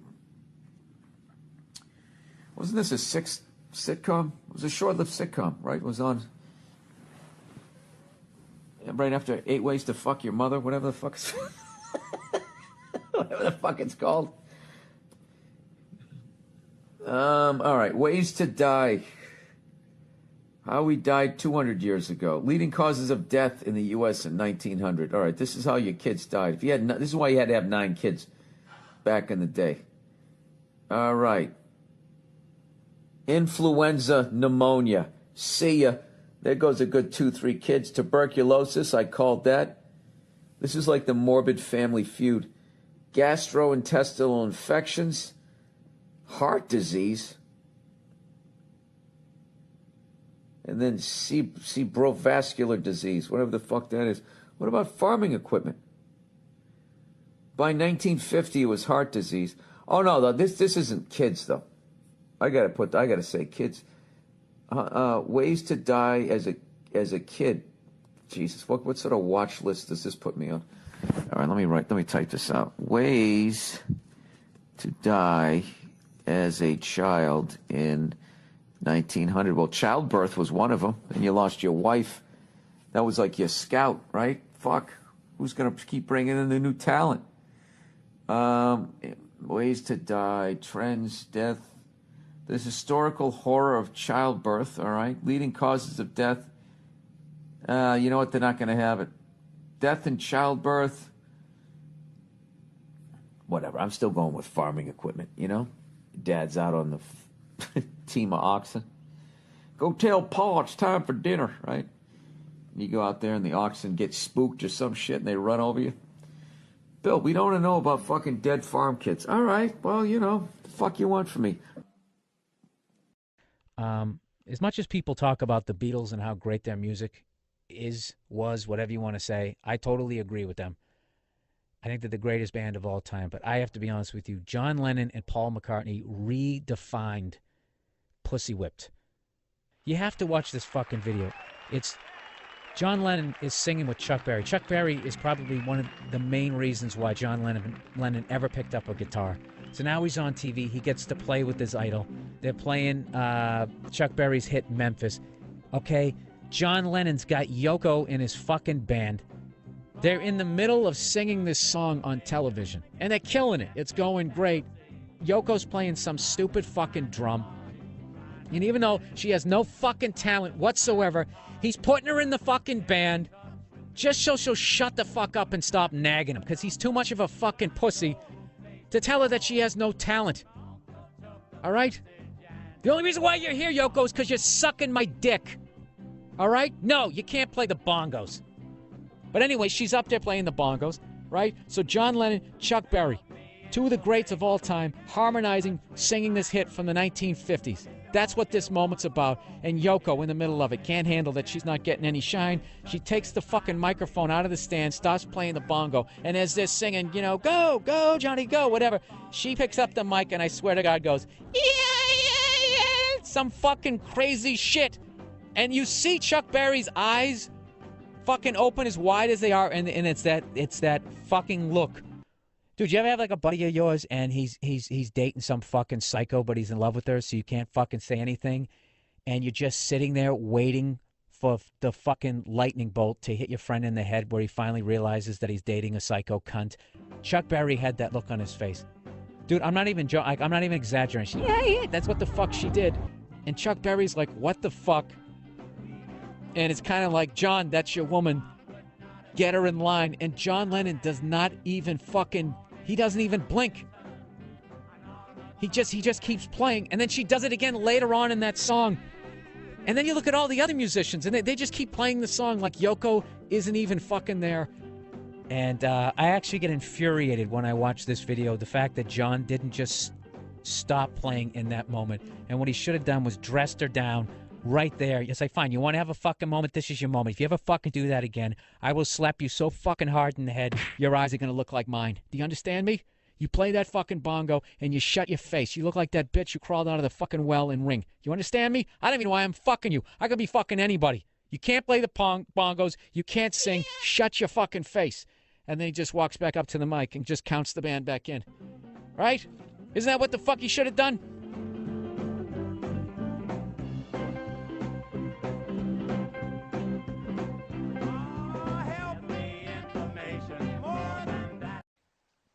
All right, this is the longest fucking revenge story I think I've ever read. Let me see if I can fucking just... I'm gonna read that one next week when I have the energy. All right, questions. All right, Bill, I have a question for you. I was hoping you might be able to shine some insight on this. I have this great friend that's a girl. Mistake! And we get along great, and we have never had any sort of sexual tension. Fucking up! Or interest, despite her being attractive. All right, dude, right there, you're either gay or you're an idiot. And I'm giving you some tough love here. That's a fucking stupid situation to be involved in. That's stupid. All right? Unless you're using her to attract other females to get you fucking laid. Let's see if this is the case. I will continue reading. So, she has this smoking hot friend. Oh, there we go. That I'd met a few times and always flirted with, but it's just been overall friendly. So this chick calls me up one night, and I'm at the bar at like midnight and asks if I want to stay up drinking with her, and she come pick me up. So obviously I agree. Things go very good, and we have a few drinks and flirt, and when I make my move, she gets all upset, like I should have known she just wants to be friends when she calls me up at midnight to stay up drinking with her alone. After the incident, the bitch still has the balls to ask to sleep over. Since then, I have noticed all her friends are trying to be my friend when all I want to do is rail the shit out of them. Bill, I was hoping you could shine some light on the situation and help me out. Yeah, dude. Never have a friend as a female. You know, you always got to be fucking them. That's the only reason to be around them. You know? I know that sounds really sexist, but, you know, I just... I'm speaking from me. There's no fucking point in hanging out with that level of frustration if you're not having sex with them. And if they're actually like a good friend, then that's the one that you should... I mean, that's the ultimate. If you're banging them and they're also a great friend, that's the one you marry. Because you got a connection there, right? But if you just... I mean, they're using you as like a live teddy bear. And, yeah, the next time they call up, just be like, no, I can't hang out tonight. Why? What are you doing? I'm going to go out and try to get some ass tonight. I know I'm not getting any from you. And it's frustrating because you're hot, and I want to bend you over every piece of fucking furniture in my apartment. Oh, my God, I can't believe you said that. Yeah, well, I just did. Are you going to come over here and fuck me? Well, then great. I have to go. Why are you being so mean? I'm not being mean. I'm being honest. Okay? Do you know how many times I've jerked off to you? It's annoying. That you just, I'm telling you, like, that's a little aggressive, but that's what you have to start doing. You just have to be straightforward and honest, and don't do it like I just said it. Do it how you can do it and pull it off, and you just say it like that. Just be like, yeah, I want to go out. I want to try to get laid tonight. All right? And I go out with you, and you're not fucking me, and then other girls see me with you, and they think that I am fucking you, which I'm not, and I end up going home dry humping my futon, you know? And it's really fucking with my self-esteem. Okay? So that's it. So basically, what are you saying? You're saying that if I don't suck your cock, you don't want to hang out with me? Yes, that is what I'm saying. That's what I'm saying. Your conversations are awful. You know, I'm sure they're interesting to other females, but not to me. I don't want to talk about that shit. I could give a shit about the hills, the OC, the ocean, or whatever the fuck out of stupid show you want. I don't give a fuck. I don't give a fuck. I want to fuck you. Okay? It's World right there. You know what it is? You ever watch the World Series of Poker when you go all in? That's what you do. Just say what the fuck you want to do. You push all your chips in, then you stand up and you start walking around. You wait for that next card to drop. You see what the fuck happens. Yeah, dude. That's my advice. Get out of that whole circle of, yeah, he's like a big teddy bear. Fuck that. Fuck that. All right? You're not a teddy bear. Well, you are one right now. You got to stop being that guy. So fuck all of them. Go, where are your guy friends? What are they doing? Go hang out with them. Go get a fucking wingman. Get yourself back in the game. And go out there and talk some shit. Hit on some girl you don't give a fuck about so you can practice not giving a fuck. And just say a bunch of shit that you would never say to some girl that you gave a shit about. Because you don't give a fuck if the girl says no. Start with that. You know, always wear a condom. And that's it. That's what I would do. That's what I should have done. I didn't. I just have that knowledge now because I'm fucking... have I ever been the... You know, someone I was never the friend, but I was definitely the douchebag. I was definitely the not even pussy whipped. It wasn't even pussy whipped. It was just I couldn't fucking speak up for myself. I was afraid of having a confrontation. And then by the time I had the final confrontation, I was like, ah! And it was like fucking a year worth of shit, and we broke up. But that's a whole nother story. So anyways, that's the podcast for this week, I think, right? Yeah, I got 5 fucking minutes before I got to go here. All right, skeletons in her Facebook. Hey, Billy boy, I'm a big fan and new listener. Thank you. I am in a little bit of a predicament. I got onto my laptop the other day when I woke up around 1 in the afternoon. I worked the night shift. I look through my history and I see some fucked up conversations that my girlfriend is having on Facebook with another guy. Oh, GG. They were old emails, but it was obvious that she's still thinking about this guy. Wait a minute. I got to go back and do the math on this. I got into the laptop the other day. I woke up around 1 in the afternoon. I worked the night shift. I look through my history, and I see some fucked up conversations that my girlfriend is having on Facebook with another guy. Wait a minute. You're on your laptop? Dude, fuck all this shit. Just be honest.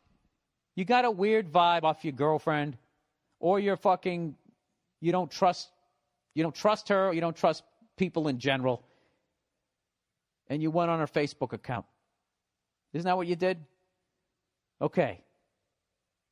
Now we're caught up here. There were old emails, but it's obvious that she's still thinking about this guy. How is it still obvious if they're old emails? If she hasn't emailed the guy since she got with you, She says, the one that caught me was from around 2 years ago. It said something about having a sleepover with this guy. The only problem is that we were dating at the time. Uh-oh. Then a few months later, she emails him again saying she misses him. What the fuck? I've been nothing but good to this girl. That doesn't mean shit, dude. If her heart's with this other guy. She lives in my house, doesn't pay bills, or even tries to keep food in the house. I'm always the one keeping the house straight. I'm the one who does everything. I'm too nice a guy, I guess. Everything I say, she freaks out and starts to cry and shit. I've been with her for almost 3 years. I don't know what to do. Should I confront her about the other guy? I was kind of snooping on her shit when I found this stuff. There it is. There it is. Yeah, dude, you know what? You know why you're snooping. And you knew what you were going to find that you didn't want to find. You probably had one eye closed because you knew what you were going to find, and you found it.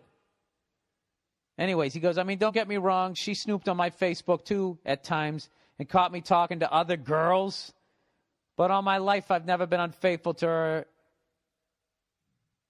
And this kid that she used to know looks like Sloth from the Goonies. Fucked up brother. Any advice would be great. Yeah, you guys, what are you doing? You're just clinging to each other. Break up. What are you doing? All right? First of all, I don't believe that you've never been unfaithful to her. I don't believe that because it took you fucking 2 paragraphs to admit that you actually went into her fucking Facebook. So I think if this email was another 2 paragraphs, you'd be like, except this one time when I let this girl blow me 12 fucking times on 7 different dates, you know? I don't know. First of all, forget the fact that she's fucking around or whether or not she's fucking around or whether she has feelings with somebody else. How can you be in a relationship with somebody that every time you bring something up or want to talk about something heavy, she freaks out and cries about it? She's not an adult. You know? She's a child. She's acting like a little kid. All right? There's no reason to fucking cry. When you're an adult, there's no reason to fucking cry unless something tragic has happened to somebody you love. Other than that, if I'm bringing up the fact that I feel like you haven't done the dishes as many times as I've done it lately, or I go to bed earlier than you do, and you come into bed with your fucking iPad, and it's lighting up the goddamn room like a flying saucer's coming down, and you have a little consideration. If you start crying during that, you're an asshole. All right? You're a fucking child. You know what you should do? You should just get a fucking pacifier. That's what I would do. The next time you go to bring something up, she starts crying, you just pull it out and be like,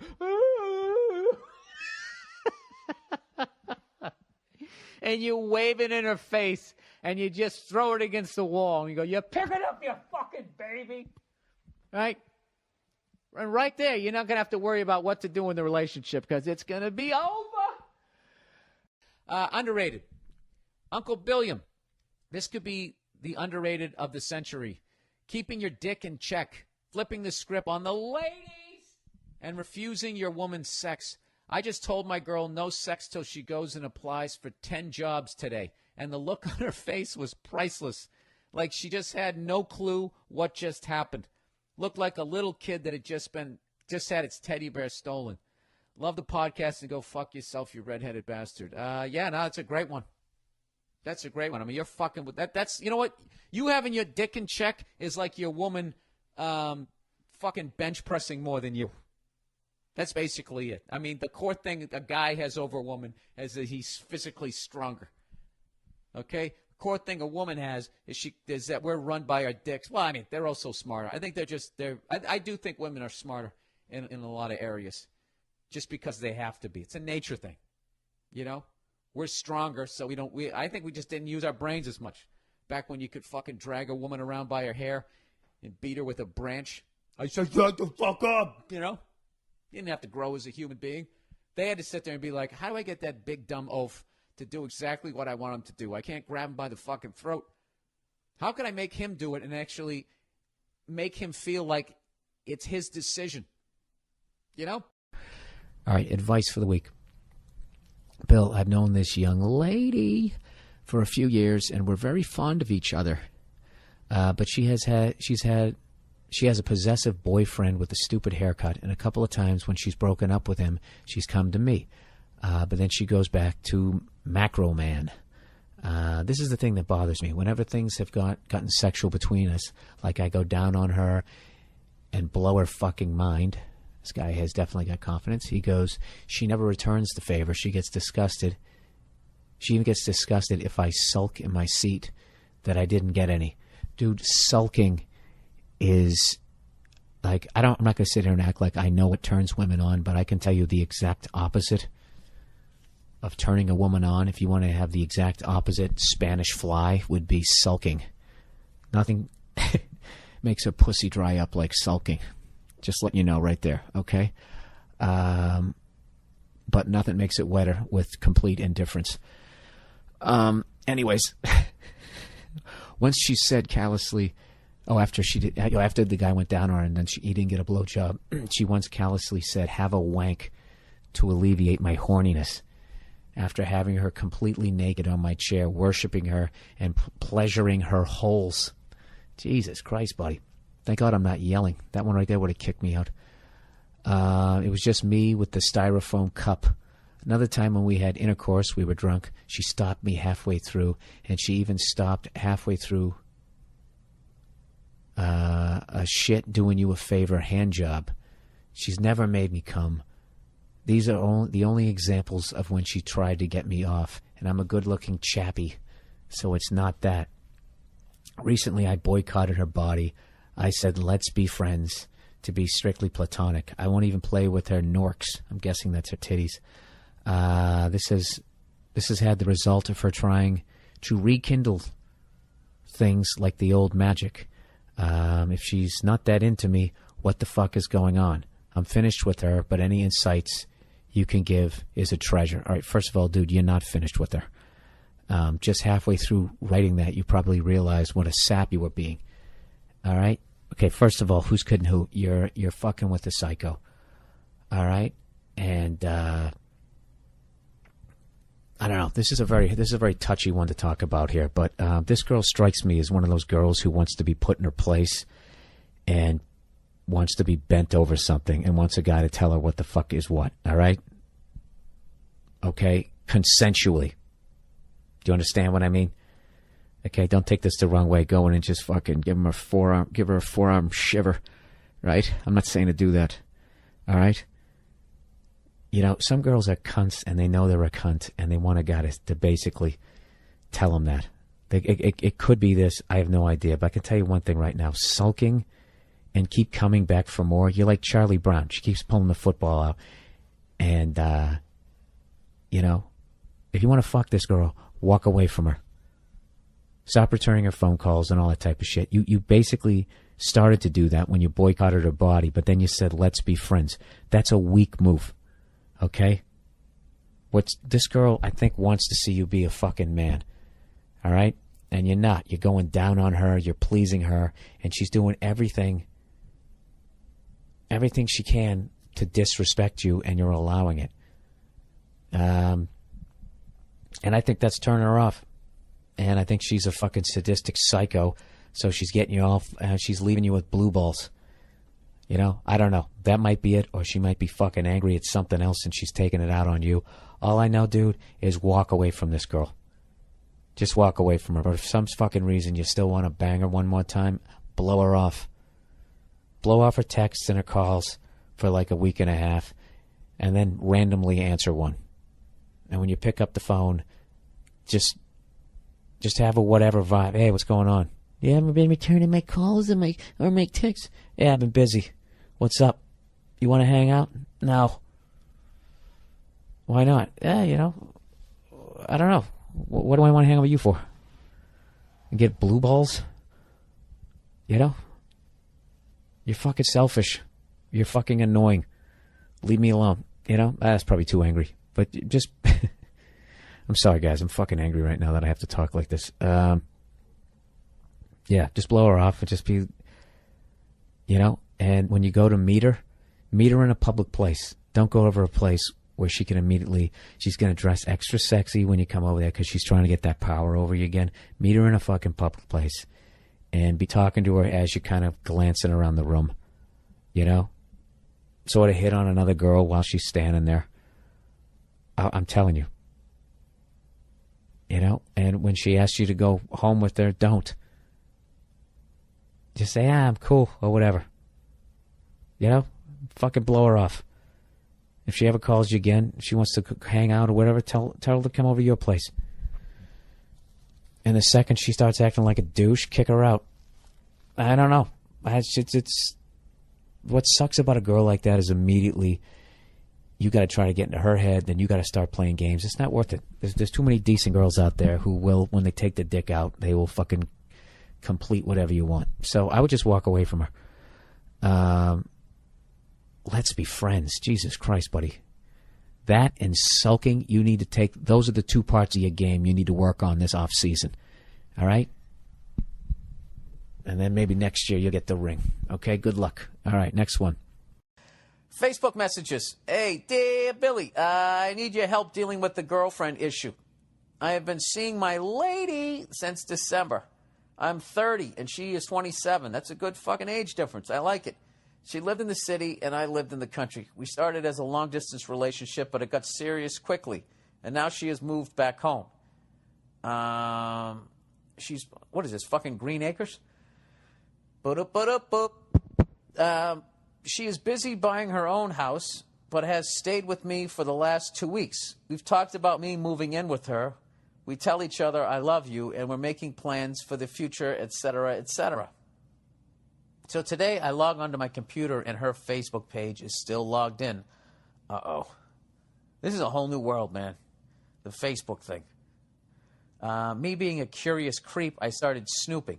In the message section, I find a conversation she's had with a former boyfriend. On February 1st, she tells the guy, I still miss your face. Done. It's over. Walk away. Walk away. Like De Niro in Heat. Just fucking get up and walk out. It's over. I don't even need to read the rest of this, sir. It is fucking over. But I'll keep reading it just because I have to fill up an hour here. But I know, you know, the people listening know. Anyways, he goes, I don't see any response from the guy. Then on February 11th, she trolls out another message. I love how now you're stalking her Facebook page. As well you should. You had probable cause? You never did. No, you were a creep. And then you found, you know what, this wouldn't stand up in court because you didn't have a warrant. But you know what? You got instinct and you can't teach that. Anyways. She trolls out another message that say, hope all is well. And again, no response. Yeah, dude, she's settling for you. I hate to tell you that, but she's settling for you.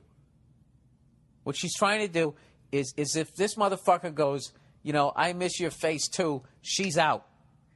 All right? But if he doesn't get back to her, she's going to settle for you.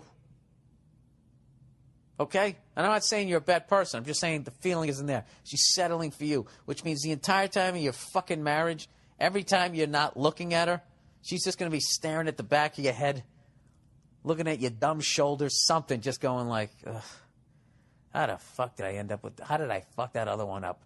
You know? You don't want to be that. You got to get somebody who's crazy about you. Anyways, here we go. There were some previous, somewhat explicit messages they sent back and forth before we got together, and messages about how they should text instead of Facebook. All that being said, she is good. All that being said, however, everybody, she is good to me. I'm good to her, and we have a fun, loving relationship. I had solid trust, and now I'm very confused. How should I approach her with this?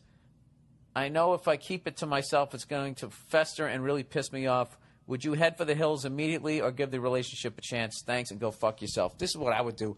I would be 100% honest with her. Say, listen, I got to be honest with you. What the fuck is today? The 18th, about a month and a half ago. I went to use the computer, and your Facebook page was open. And even though I shouldn't have looked, I did look. And then she's going to start crying, and she's going to start fucking, she's going to turn her fucking cap around backwards and get in your face and start screaming and yelling, blah, blah, blah, blah, blah, blah. Fuck all of that. Fuck all of that. She's going to come at you like that because she knows what's coming. All right? And don't get mad. Don't take the fucking bait. This is the time, sir. You have to hang on to your fucking emotion. She's going to cry, or she's going to yell, or she's going to do both. Because she knows what the... How could you snoop? Well, you didn't trust me anyways. You know, and you don't have the line that they have where they just, you know, female intuition. They get to hide behind that, you know? Like guys don't have any fucking instincts. Like we weren't blessed with any of that, you know? Fucking chasing down saber-toothed tigers with sharpened sticks. Like we weren't blessed with any sort of instinct. Give me a fucking break. All right? So anyway, she's going to cry, or she's going to yell, or she's going to do fucking both. And you just stand there, and you let her do it. All right? And when she's done yelling and crying, or whatever the fuck it is, just say, yeah. And I saw a message that you wrote to an old boyfriend saying, I still miss your face. You know? And then you tried to contact him again on the 11th, and it's been bugging me. And I didn't want to bring this up to you because I didn't want to look like a creep, and I didn't want to hurt your feelings that I don't trust you, but you obviously still have feelings for this person. And I guess you're settling for me. Like if this guy doesn't get back to you, then you're going to move forward with and settle for me. And that's not what I want. I want someone who's crazy about me and doesn't have other issues. You seem to have unresolved stuff with this guy. And, you know, I'm not getting any younger. So, you know. And then she's, yeah, break it up with me, and all this shit. And just keep going. Listen, there's a face that you miss, sweetheart, and it's not mine.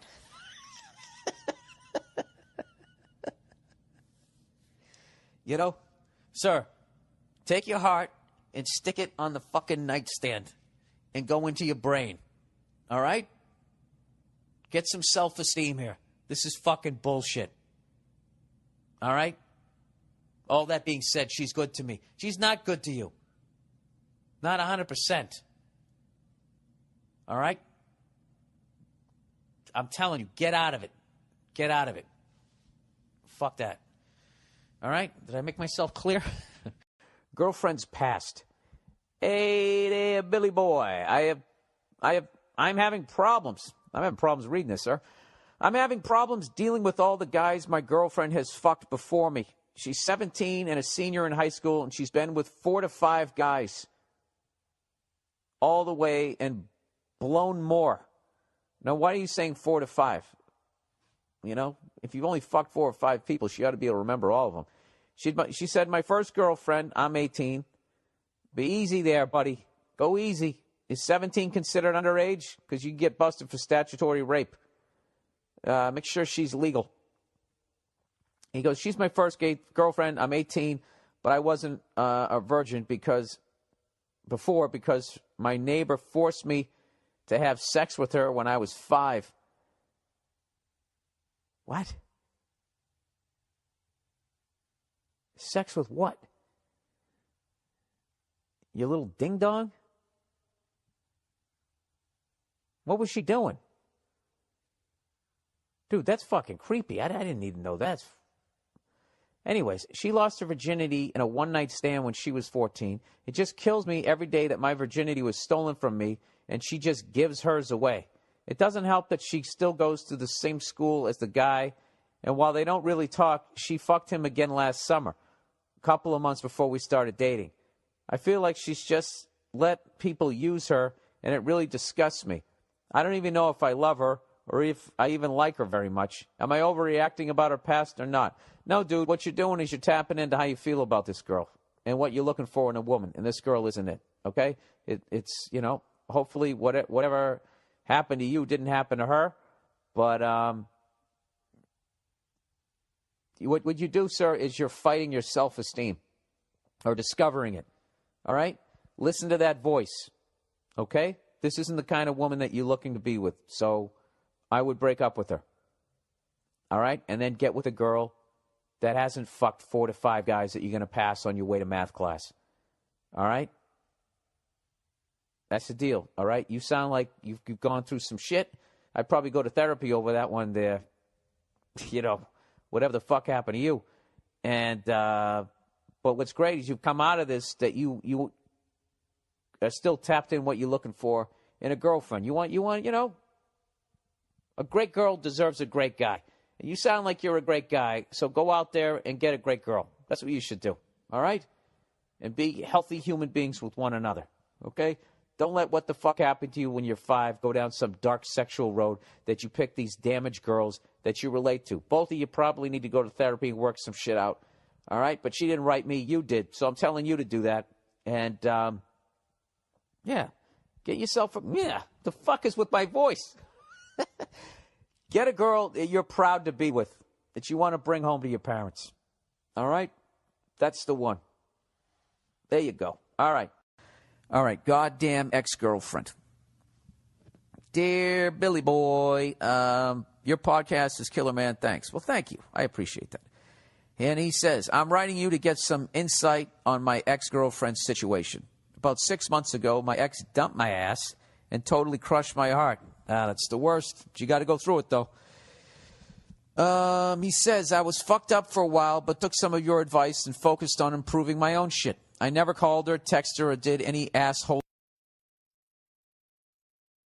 for 6 months. A couple of months ago, she texted me. Fucking, I knew it. Now, without reading this thing, she's texted you. Now, either she legitimately wants to get back together with you, which if you still love her, that would be a good thing, or whatever the fuck whatever life path she went down over the last 6 months has hit a bump in the road, and maybe she's having second thoughts, or maybe she's completely evil, and she's like, wow, he just never called me again. Why don't I call him up and mind fuck him? Those are my 3 guesses on the cunt genie lamp there. All right, so she texted me. She wanted to know what I've been up to and how I was doing. She also wanted to know why I unfriended her on Facebook. And he writes, why do you think, you dumb cunt?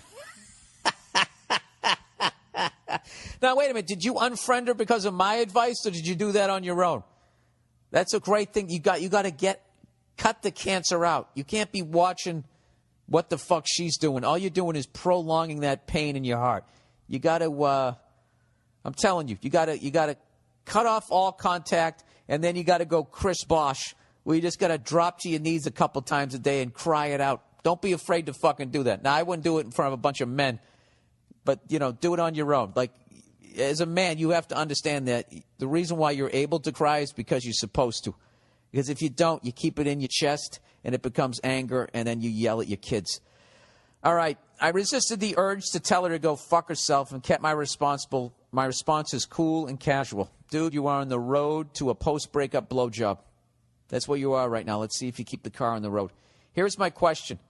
How the fuck do broads know when you are finally getting over them and that they should get a hold of you and make you feel like shit again? Also, I knew it.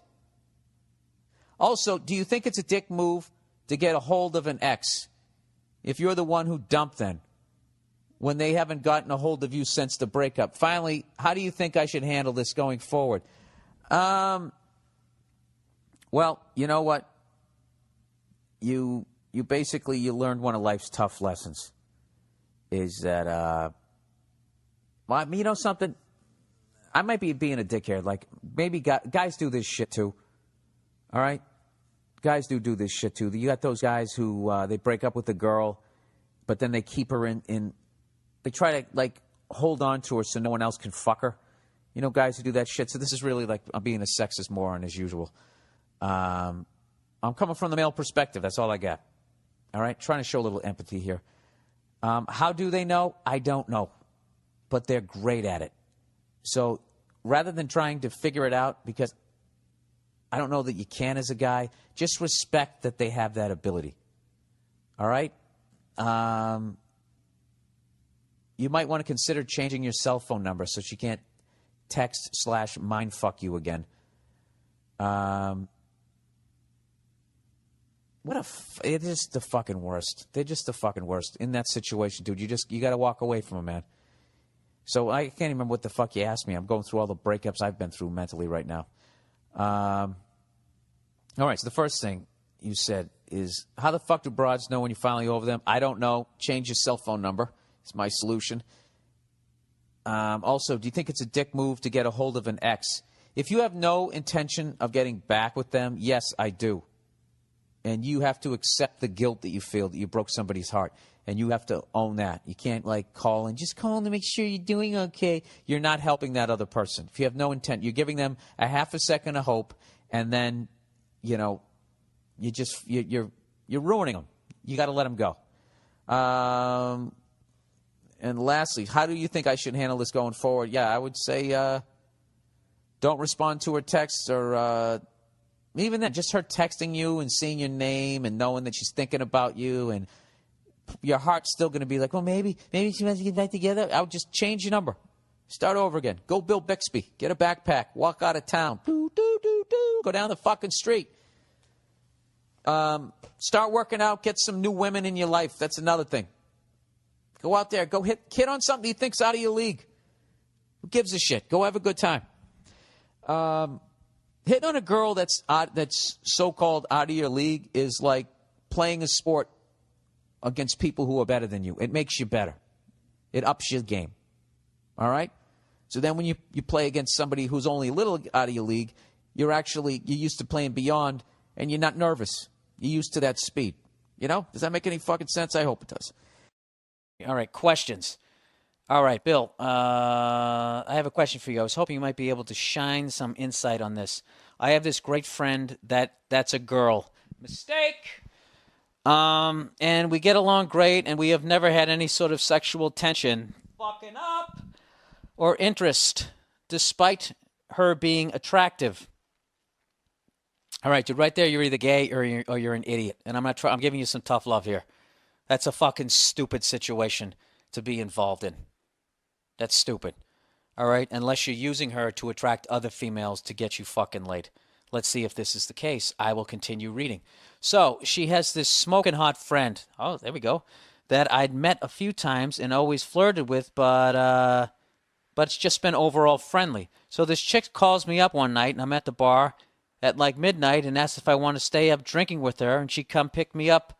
So obviously I agree. Things go very good, and we have a few drinks and flirt. And when I make my move, she gets all upset, like I should have known she just wants to be friends when she calls me up at midnight to stay up drinking with her alone. After the incident, the bitch still has the balls to ask to sleep over. Since then, I've noticed all her friends are trying to be my friend when all I want to do is rail the shit out of them. Bill, I was hoping you could shine some light on the situation and help me out. Yeah, dude. Never have a friend as a female. You always got to be fucking them. That's the only reason to be around them. I know that sounds really sexist, but I'm speaking from me. There's no fucking point in hanging out with that level of frustration if you're not having sex with them. And if they're actually like a good friend, then that's the one that you should... that's the ultimate. If you're banging them and they're also a great friend, that's the one you marry. Because you got a connection there, right? But if you just... they're using you as like a live teddy bear. And,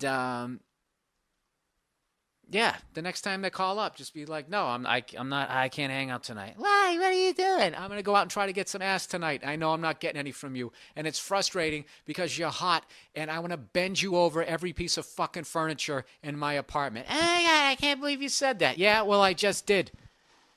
Are you going to come over here and fuck me? Well, then great. I have to go. Why are you being so mean? I'm not being mean. I'm being honest. Okay? You know how many times I've jerked off to you? It's annoying. That you just, I'm telling you, like, that's a little aggressive, but that's what you have to start doing. You just have to be straightforward and honest, and don't do it like I just said it. Do it how you can do it and pull it off, and you just say it like that. Just be like, yeah, I want to go out. I want to try to get laid tonight. All right? And I go out with you, and you're not fucking me, and then other girls see me with you, and they think that I am fucking you, which I'm not, and I end up going home dry humping my futon, and it's really fucking with my self-esteem. Okay? So that's it. So basically what are you saying? You're saying that if I don't suck your cock, you don't want to hang out with me? Yes, that is what I'm saying. That's what I'm saying. Your conversations are awful. You know, I'm sure they're interesting to other females, not to me. I don't want to talk about that shit. I could give a shit about the hills, the OC, the ocean, or whatever the fuck other stupid show you want. I don't give a fuck. I don't give a fuck. I want to fuck you. Okay? It's world right there. You know what it is? You ever watch the World Series of Poker when you go all in? That's what you do. Just say what the fuck you want to do. You push all your chips in, then you stand up and you start walking around. You wait for that next card to drop. You see what the fuck happens. Yeah, dude, that's my advice. Get out of that whole circle of, yeah, he's like a big teddy bear. Fuck that. Fuck that, all right? You're not a teddy bear. Well, you are one right now. You got to stop being that guy. So fuck all of them. Go, where are your guy friends? What are they doing? Go hang out with them. Go get a fucking wingman. Get yourself back in the game. And go out there and talk some shit. Hit on some girl you don't give a fuck about so you can practice not giving a fuck. And just say a bunch of shit that you would never say to some girl that you gave a shit about. And because you don't give a fuck if the girl says no. Start with that. You know, always wear a condom. And that's it. That's what I would do. That's what I should have done. I didn't. I just have that knowledge now because I'm fucking... have I ever been the... someone I was never the friend, but I was definitely the douchebag. I was definitely the not even pussy whipped. It wasn't even pussy whipped. It was just I couldn't fucking speak up for myself. I was afraid of having a confrontation. And then by the time I had the final confrontation, I was like, ah! And it was like fucking a year with this shit and we broke up. But that's a whole nother story. All right. Hypocrisy of the female gender. Oh, Jesus. Come on, guys. Come on, ladies. You know what? Women, trash the guys. Let's have this fucking be balanced here. Fair and balanced. All right. What do we got here? Hypocrisy of the female gender. My batteries are going to run out here. I got to get through this one quickly. Hey, Bill, a.k.a. Bill Jizit shot during the summer. That really has nothing to do with my name. That's just sort of my first name and then a cum shot. But, you know, you tried. He goes, I'm in a bit of a pickle. He's got gills. He's got a phallic vegetable. Is that a vegetable? Is a pickle a vegetable or a fruit? Well, let's see, Bill. You're planting cucumbers. It's not on a tree. It's in the ground. It's a fucking vegetable. Look at me, Mr. fucking Green Jeans here. Anyways, could be serious. Could be just something that'll blow over, but I'd like your opinion anyway. Here we go. A few days ago, while I was getting a coffee, I saw my girlfriend's best friend kissing a dude that doesn't look like her boyfriend.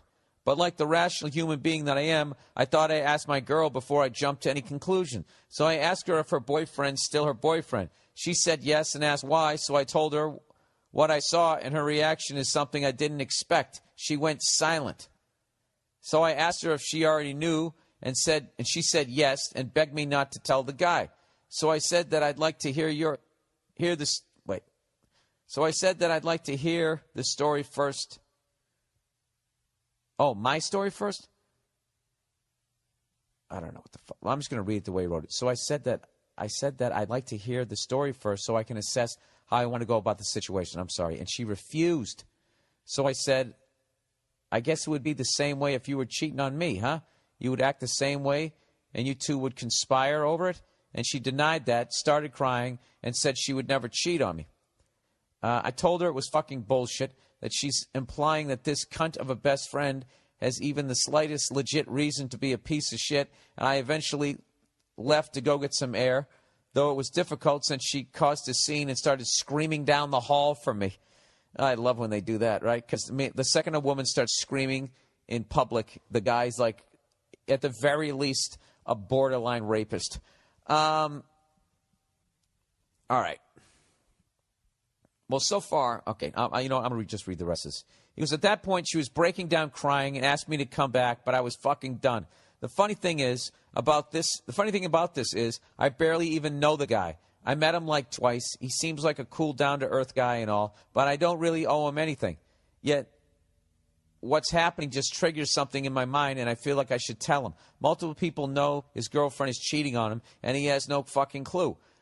I really lost a lot of respect for my girlfriend, but she's always talks about loyalty and how important it is to her and how she hates cheaters because she knows how it feels to be on the other end. What a fucking hypocrite. When confronted with the situation head on, she just excuses it and mitigates it with secret. What? She mitigates it with secret court NSA legal reasoning. So I have to believe. Oh no! Did it cut out? Is it cutting out? Hello, hello, hello. Something sounds weird. I think it's still taping, right? Oh Jesus! All right, trying to read even faster here. The fuck is going on with the sound now? Hang on. There we go. I'm back. And I'm back. This is the worst read ever. I'm sorry, because this is very interesting. I can't even look at her or talk to her right now. Just thinking about the way she reacted to all of this still pisses me off. So what should I do here? Do I tell him? I don't know. Maybe I should just say, fuck him. He can't save the world, right? And what about my girlfriend? She's quick to say cheating's wrong until her and her group are the ones doing the cheating. Am I just slowly riding along this shit to eventual heartbreak? Help me out, Bill, you sexy beast, you. All right, well, there's a lot of variables here. It's really the cheating girlfriend has put your girlfriend in a position where she's dragged her into her shit, you know, where now she has to choose between her friendship to her and her feelings about cheating. And I imagine it's her friend. She loves her, and she doesn't want to blow up her life. I don't know. I think what really needs to happen here is you don't need to get involved. I think your girlfriend needs to go to her girlfriend and tell her the situation that her cheating has put herself in, and that she needs to fucking end it with this other guy and grow up and start acting like a fucking adult, because her piece of shit behavior is affecting your girlfriend's relationship. And where you never had trust issues, you now do. You know, I'm not saying that your thoughts that your current girlfriend will now cheat on you are unfounded, but there's two sides to loyalty too, where, you know, you help your friend move a body. You know, there's people like that, like, you know, this cheater might be stringing your girlfriend along going, I know, I'm just confused right now. I'm sorry. I feel like I need something different, but I still love Mike, and I'm just doing a little dick shopping. I'm sorry you had to see it. It's like the cock farmer's market, whatever the fuck she's saying, right? Fuck her friend. I feel bad for the other dude. What are you going to do? I would just sit down with your girlfriend and just be like, look, this is what has to go down, all right? You know, whatever the fuck I just said.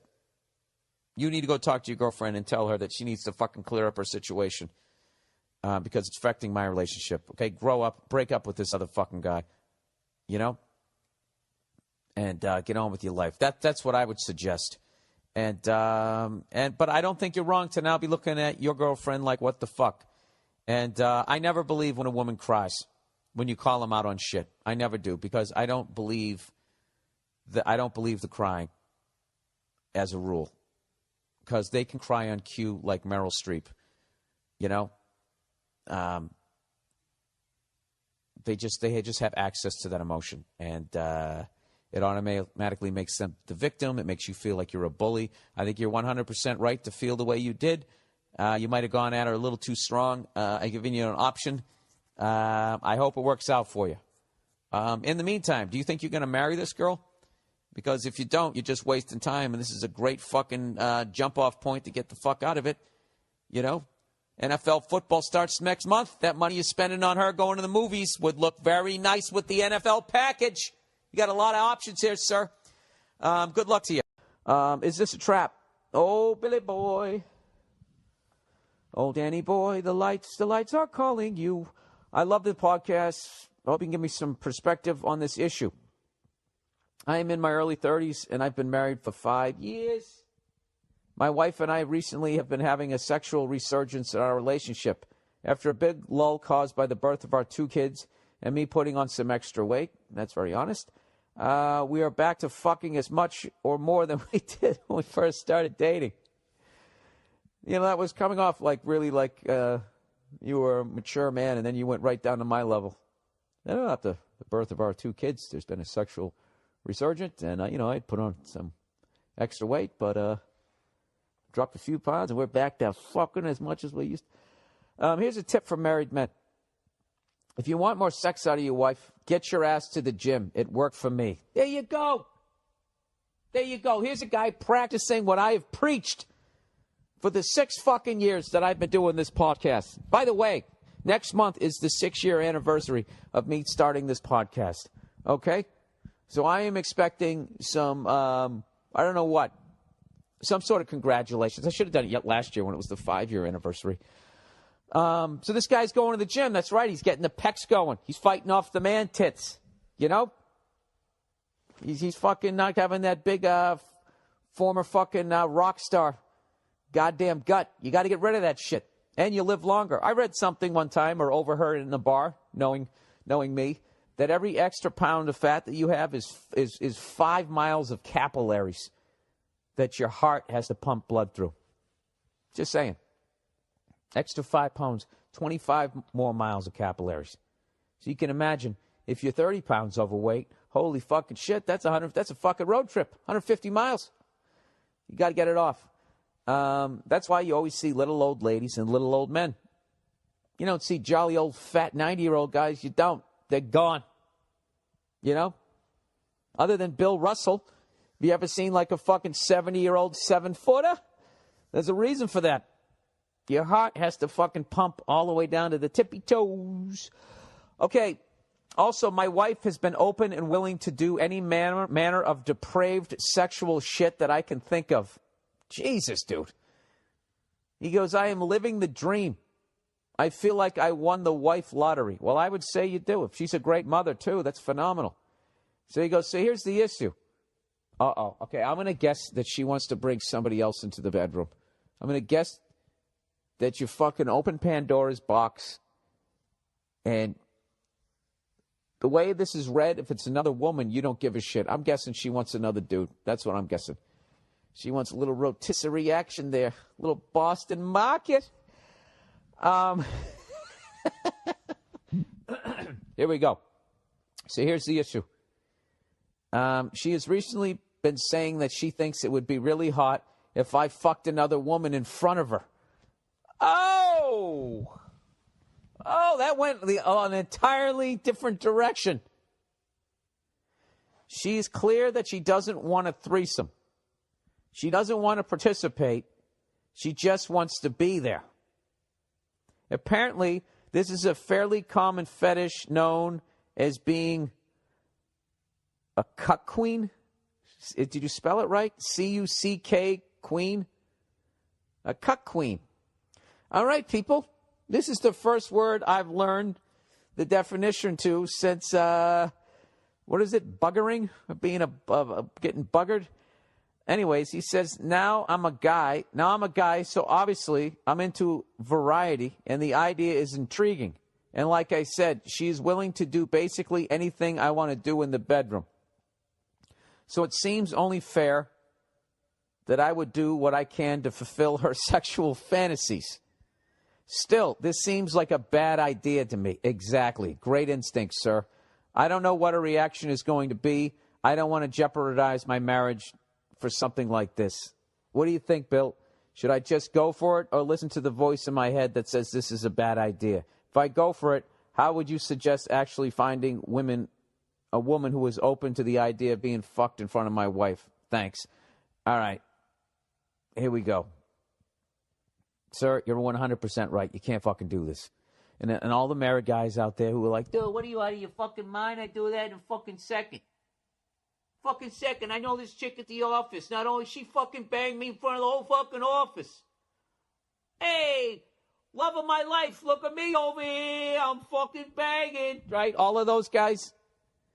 Those mouth-breathing morons. You know?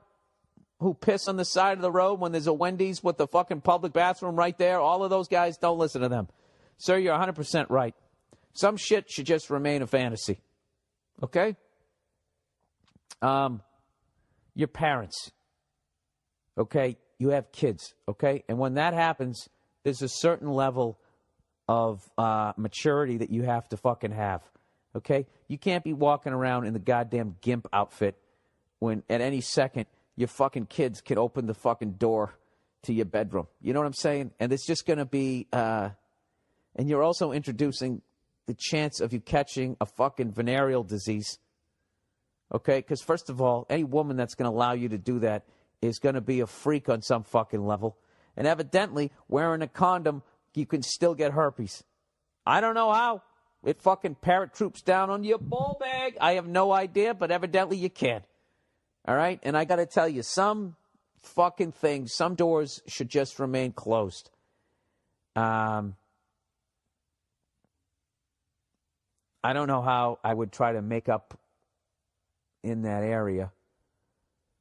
I was going to say, if she wanted to fuck another dude, then you could just act like you were another dude and say a bunch of different dude shit to her while you had her bent over and she's not looking at you so she could feel, maybe wear a different cologne. But this whole, why don't you just get a blow-up doll and fuck that in front of her? Huh? You like that? It sounded the fucking... You like that shit? Oh, yeah. Take it. You whore. Right? Maybe you could do that. I don't know what to tell you, dude, but I'll tell you right now, your instinct to not do it is 100% correct, all right? You did hit the lottery with this woman. And this is another deal, dude. You could be gradually opening this shit up. Women are phenomenal masters of manipulation, okay? This might be her roundabout way of saying, I want to fuck another guy, okay? And what she's going to do is get you dirty first. Right? Just like politics. We can't have this guy get into the Oval Office unless we got something on him. She might be doing that same thing. Now, this is just conspiracy theory. Don't look sideways at your wife as you're eating a bowl of fucking corn checks. I'm just throwing this shit out here. All right? This might be her roundabout way of fucking getting her to be able to have a fucking, all right, you get to fuck one. All right? And not only does she gonna fuck him, you got to sit there and watch it. Don't do it. Do not introduce other fucking people into your relationship. All right? Your relationship, when it comes to sex, if it's going to fucking work, has to be a secret society. As far as my fucking skills go. My skill set, I show up to the gym, people know what I do. I got one mid-range jumper. That's all I'm taking. Everybody knows if you can stop it, you can stop it. That's what the fuck I'm coming with. All right? I don't even know how the fuck I went into that analogy. I was supposed to be making fun of me in the fucking bedroom. I have my little bag of tricks. That's all I got. Yeah. Okay, now here's something, because I've never done shit like that. I never went into that area of fucking freak week. I never did that. All right?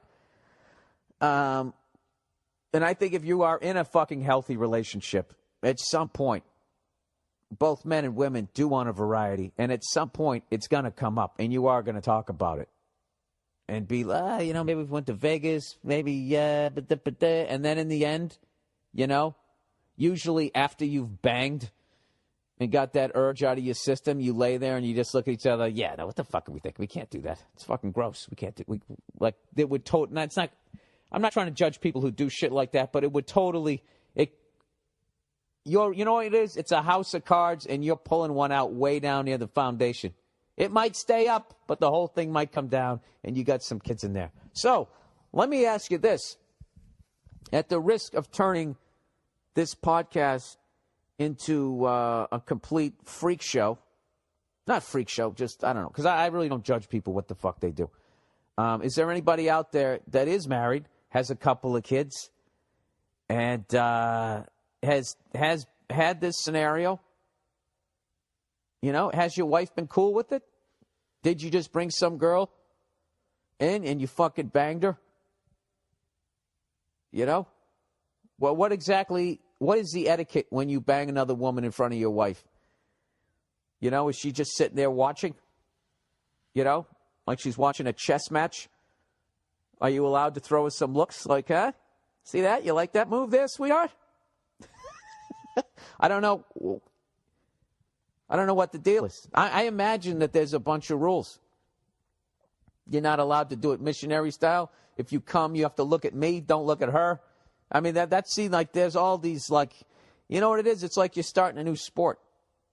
It's kind of like MMA when it first started out, and you could uppercut somebody in the balls and gouge their eye. You could do whatever the fuck you wanted, and then they'd be like, all right, we need some parameters here. Dana White came in and said, hey, no more fucking uppercuts to the undercarriage, no more eye gouging, no kicking in the face when the guy's on the ground, no punches to the back of the head. He made it civilized. So I imagine that there has to be some sort of, civility to the fucking another woman in front of your wife. Look, who's kidding who? That would be absolutely phenomenal. But I just couldn't imagine, my woman afterwards, and the woman leaves, and then I take a shower, right? And then we're sitting down, eating SpaghettiOs. Like, I would so be praying that she started the conversation. That she was going like, yeah, I thought that was just, wow, I thought that was really neato. But the absolute fucking worst is if there would just be complete awkward silence, and then all of a sudden she starts tearing up, right? And now here you are going, but honey, you told me to do it. And the fucking kids are sitting there. I just didn't think, I know it was my idea, but I just didn't think that you were going to enjoy it that much. You don't come that fast with me. The fucking kid's sitting there looking like that kid in The Shining, when he's fucking looking up with that red rum face. And I'll tell you right now, that would be a classic fucking 180 that could possibly happen because of the delicacy of women's emotions. And I don't mean that like they're weaker or whatever. They're more tapped into them or whatever. And like I said, this also could be some fucking top shelf pimp shit that she's doing where she really wants to go fuck another guy. And she knows, well, the male ego, I can't come at him with this. And if her mindset is like, hey, it's just sex, she's trying to get you on the same page. She has to get you she's got to get you dirty first. So, I don't know. But like I said, if there's people out there who've done this shit, please email me. Because I'd love to know. Give me a quick scenario of what happened, and then give me a long, detailed. It's not the act. I get it. The picture's been painted. I want to know the aftermath. I want to know afterwards, like how the fuck. I want to know what was the first topic that was discussed other than the fact that your wife had an outer body experience as far as like the whole intercourse with you. And what is she doing? Is she saving this up to think about later, or is she literally engaging from across the fucking room? Basically doing the sexual version of the guy who goes to the game with his face painted.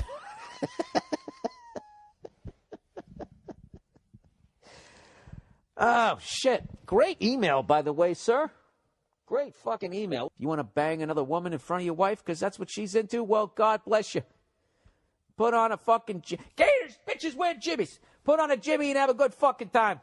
Oh, you know what? I didn't answer his last one. He said, if I go for it, how would you suggest actually finding women who is open to the idea of being fucked in front of my wife? Yeah, I mean, you're gonna have to find somebody who's... I would try and find somebody who was really advanced in their career. Like a lawyer. They have to have a certain level of job. I wouldn't go on fucking Craigslist and find somebody who works at a Baskin Robbins who's down for doing something like that. You know what I mean? You're trying to go out and find the cleanest person you can. And I would just lay it out on the table. Put it on the table. And I'd have everybody get fucking tested. And then I'd still wear a condom. And then I'd have at it. And then, as far as the SpaghettiO conversation afterwards, that's on you. Surprise. We're getting a divorce. All right. Here's a new story. All right. Hey, Bill. I know you have you aren't a therapist, but I think I just want to talk to anyone at this point.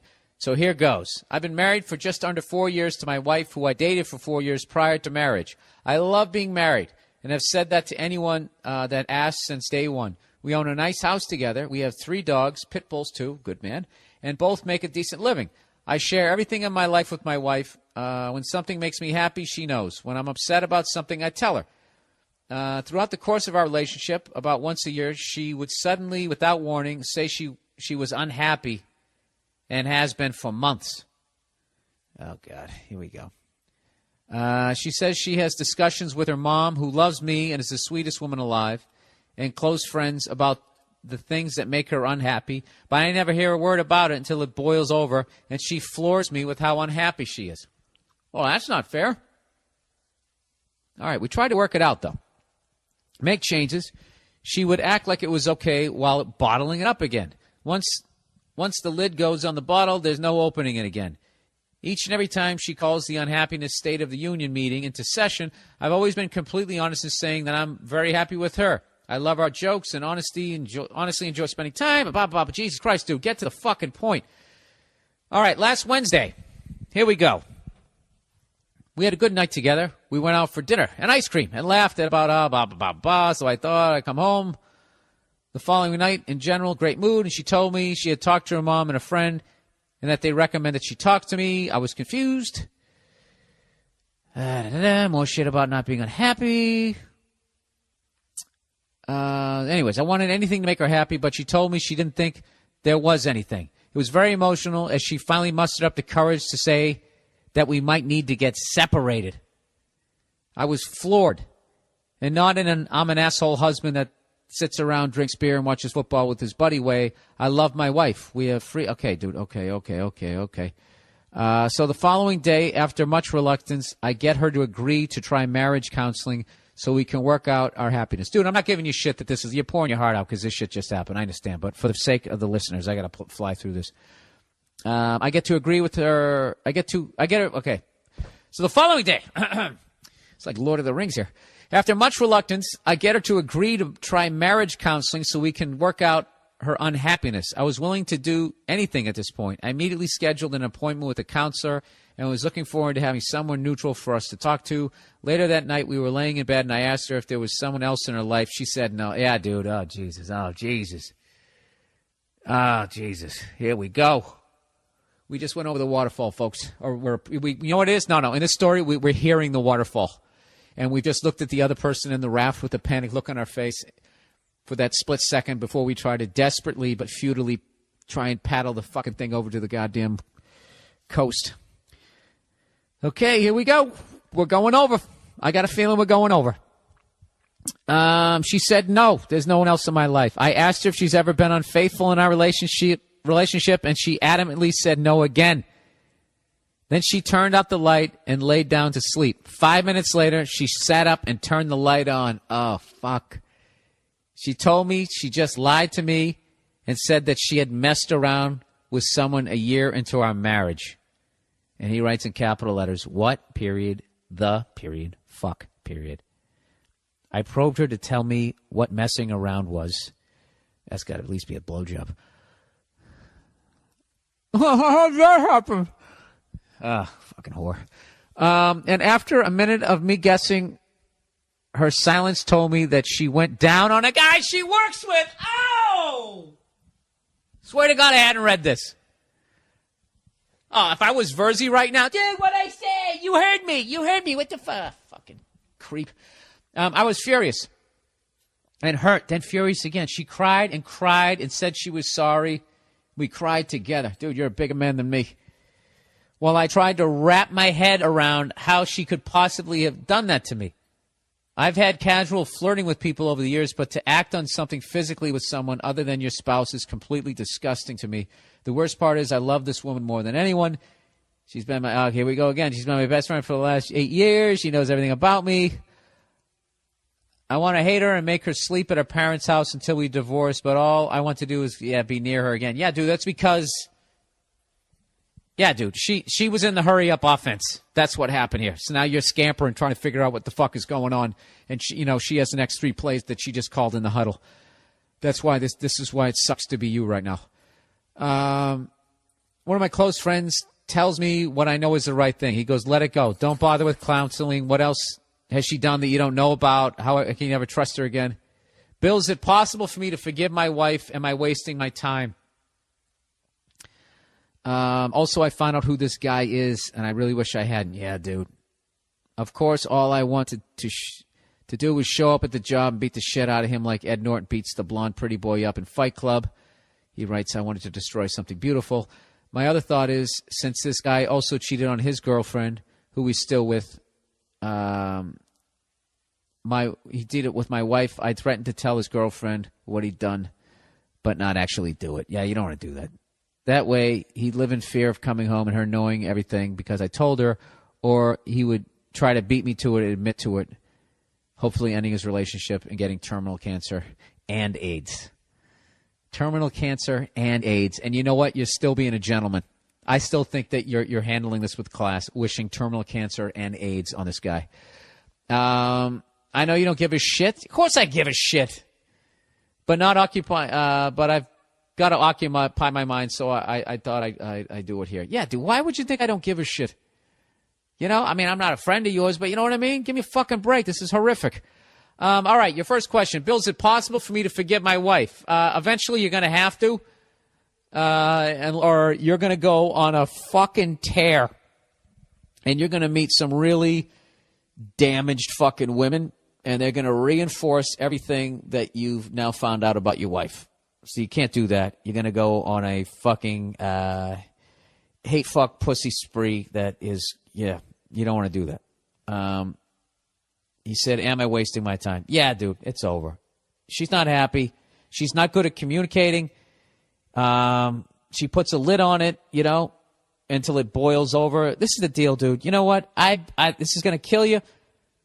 All right? Let's go with the positive. You don't have any kids with her. Okay? You can just walk away. Okay? We had a problem. And there was, there's nothing we can do. It's over. He didn't make it. You just fucking walk away. Just walk away. It's over. All right? That's a good thing. All right? One thing, you've had a bunch of kids with this person who, for whatever reason, couldn't say that they were. I don't think that she even wanted to fucking marry you. I think she ignores her feelings. She's actually having a fucking breakthrough right now while stomping all over your fucking heart. All right? Well, I don't know. Fuck her. Give me a break, dude. You loved her with all your heart. You say her mother's a sweetheart. You got dogs. You like communicating, dude. You know something? You're like the fucking guy. You're the guy my girl wants me to be. Every fucking woman wants a guy like that. You know, guy who actually wants to be married. Guy who actually comes home and communicates. You know, a guy who gets along with the mom and all that type of shit. You're a family man, all right? Unfortunately, you know, you met the wrong person. So forget that, dude. All right? Forget it. Forget it. Fuck that. Fuck that. It's over. Walk away. Walk away, dude. Give me a fucking break. You know what you're talking about there? You're talking about, like, the amount of fucking shit she has to go through before she even learns how to just communicate her fucking emotions. And the frustration of that's going to mean every once in a while she's going to blow somebody at work. Are you wasting your time? Abso-fucking-lutely. Okay? Abso-fucking-lutely. And as far as, like, going there and trying to fuck over that other guy he's already, you don't need to fuck him over. He's fucking himself over. He's living a life of misery. That life is miserable. To fuck around with the person that you're with somebody else, that is a miserable life. You know, I don't know. I think it's something that a lot of guys do, myself included, back in the day, in my 20s, going into 30s, trying to fucking, figure myself out. I lived that life, that whole fucking double. It's horrible. It's a fucking horrible thing. And in the end, I ended up alone, and I hurt a lot of people, and I was a complete piece of shit. So, and believe me, dude, it was miserable. It ended up with me on a fucking futon. So, yeah, dude, you're don't become a piece of shit now. Don't judge other women like that. Just fucking, yeah, get out of it. Get out of it and just know that it's going to be a fucking, I don't know, it's going to be 100 yards of pain that you never fucking dealt with in your life, and you just got to go through it. And I would say the next time you get with somebody, you're going to get serious with somebody, you make goddamn sure that they know how to fucking communicate. Because that's a scary thing to get with a woman who doesn't know how to communicate. Because that's something that they're supposed to teach us how to do, in a way. They make you better because I can just say, no, I don't feel like doing that without fucking punching the wall. They do that so to settle you down. If you get with some psycho and she can't settle you down, I mean, she's damaged goods, dude. Wife leaving. Oh, geez. Bill, quick question. I turned 42 years old today, and after 17 years of marriage, my wife announced she wants a divorce on your birthday. God damn it. You know what that is? That's some cold lotion right there. That is some cold lotion. Sorry, that's an inside joke between me and Nia. My gut has been telling me for months she's been cheating on me. I got to tell you what cold lotion is now. Cold lotion is when somebody is going to do something right and then they fuck it up. It basically started one day when Nia wanted me to put lotion on her back, and I didn't rub it in my hand, so it was cold, so I put it on her back. So I was doing this loving thing that was good for her skin, but I did it in a way that made it awful. All right? So the reason why that would, right here, this would be cold lotion, is because she probably got him a birthday gift. Happy birthday to da da da da da da da ba ba boop boop boop boop. And then, I want a divorce.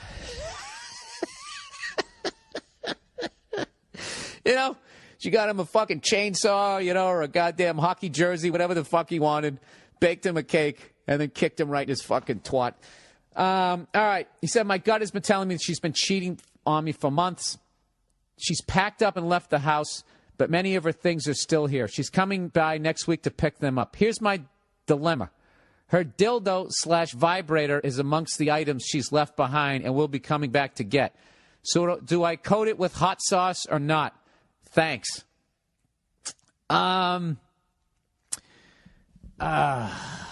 Shit. Do I have time to answer this one? All right. How do I fucking answer this? You know what? A woman would do that to a guy. Okay? But this is the thing. A guy would just take it. A woman would do something like that to a guy. Like, what the fuck would she do? She'd fucking, I don't know, pour water on your computer. What is the female equivalent to putting hot sauce on a fucking vibrator? I don't know. What do you jerk off with, sir? A woman would definitely do some shit like that. All right? If you were fucking cheating on her and you broke up with her on her birthday, I mean, you want to talk about hell hath no fury? Hey, women, you know what? Why don't you guys write in? Hey, ladies, write in and tell me what you would do to your fucking a guy who did that to you after you dedicated 17 years of your life to them. All right? You found out they were fucking cheating on you. Well, you didn't find out, but you had a good feeling. Then they broke up with you on your birthday. What would you do? I don't know what they would do, but this is the thing. You don't want to do that shit. Don't do that shit, because you're going to go to divorce court. She's already probably going to try to take you to the fucking cleaners, provided, she makes more money. If she doesn't make more money than you, don't do it. Just know this. Okay? Whoever she's going to is now shacking up with a cheating cunt. All right? And you sound like you're a good dude. You're devastated, although, it's a little crazy to want to put hot sauce on it. I don't know. The way I look at it, dude, the sooner she comes back and gets all of her shit out of your life, the better. You're 42 years old, dude. I'm telling you. Hit the gym, P90X, fucking insanity, whatever you got to do. Get yourself ripped up and look better than you ever fucking looked in your life. All right? And then what I would do if I was your age, I'd go to one of those fucking dating sites. All right? Go to one of those dating sites and get yourself fucking some hot, good girl, 10 fucking years younger than you. All right? Do that instead of putting hot sauce on a fucking dildo. All right, dude? You're above that. Please tell me you're better than that. All right? This fucking twat doesn't want to be with you? Fuck her. Fuck her. And letting some other fucking asshole who goes around banging somebody's fucking wife, Those two pieces of shit, they should get together. They should get married. They'll have a baby. You know what? He'll probably be a fucking banker. All right? Fuck her. Don't do that. Don't stoop to her level. Let her leave. You want to leave? Go ahead and leave. All right? And then one day she's going to see you and be like, what the fuck was I thinking? And you're going to be like, it's too late. It's too late for you. She's younger. She's hotter. She's a sweetheart. And she doesn't suck another dick in the relationship. You filthy pirate whore. All right? There you go. Okay. Jesus, everybody giving me shit. Remember last week when I called that woman a douchebag? Remember the douchebag of the week last week? Because she was giving me shit. Once again, a female, surprise, surprise, was giving me shit that when I read the underrated, overrated, or the questions people have, I wouldn't say what sex they were.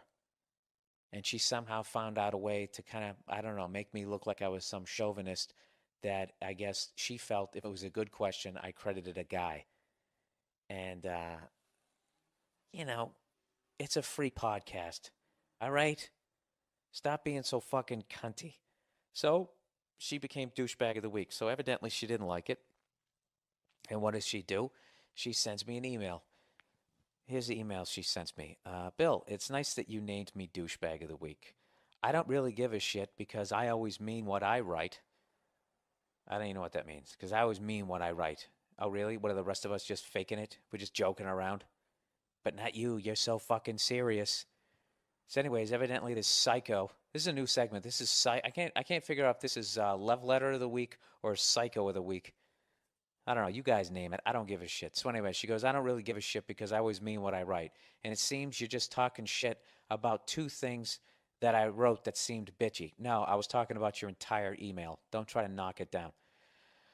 All right, continuing here. She goes, call me a cunt, but I really don't give a fuck. You've read a lot of my comments previously and agreed with them or had a good response to them. I'm literally fixing her sentences because she doesn't know how to write here. But it's nice that you will consider telling the gender of the person who the comments are from. And I know you have a shitload of people who listen to your podcast, but I got you some more since my friends who heard the podcast thought it was fucking hilarious, and then they started listening to you. So you really should be thanking me. Isn't this just typical? This is just all going to be woman bashing this week. Isn't this just typical of a fucking female? You know what I mean? She's getting something every week that is free, and she still found a way to bitch about it. Okay? And then when I call her out for being a douchebag, now she's actually trying to make me feel guilty.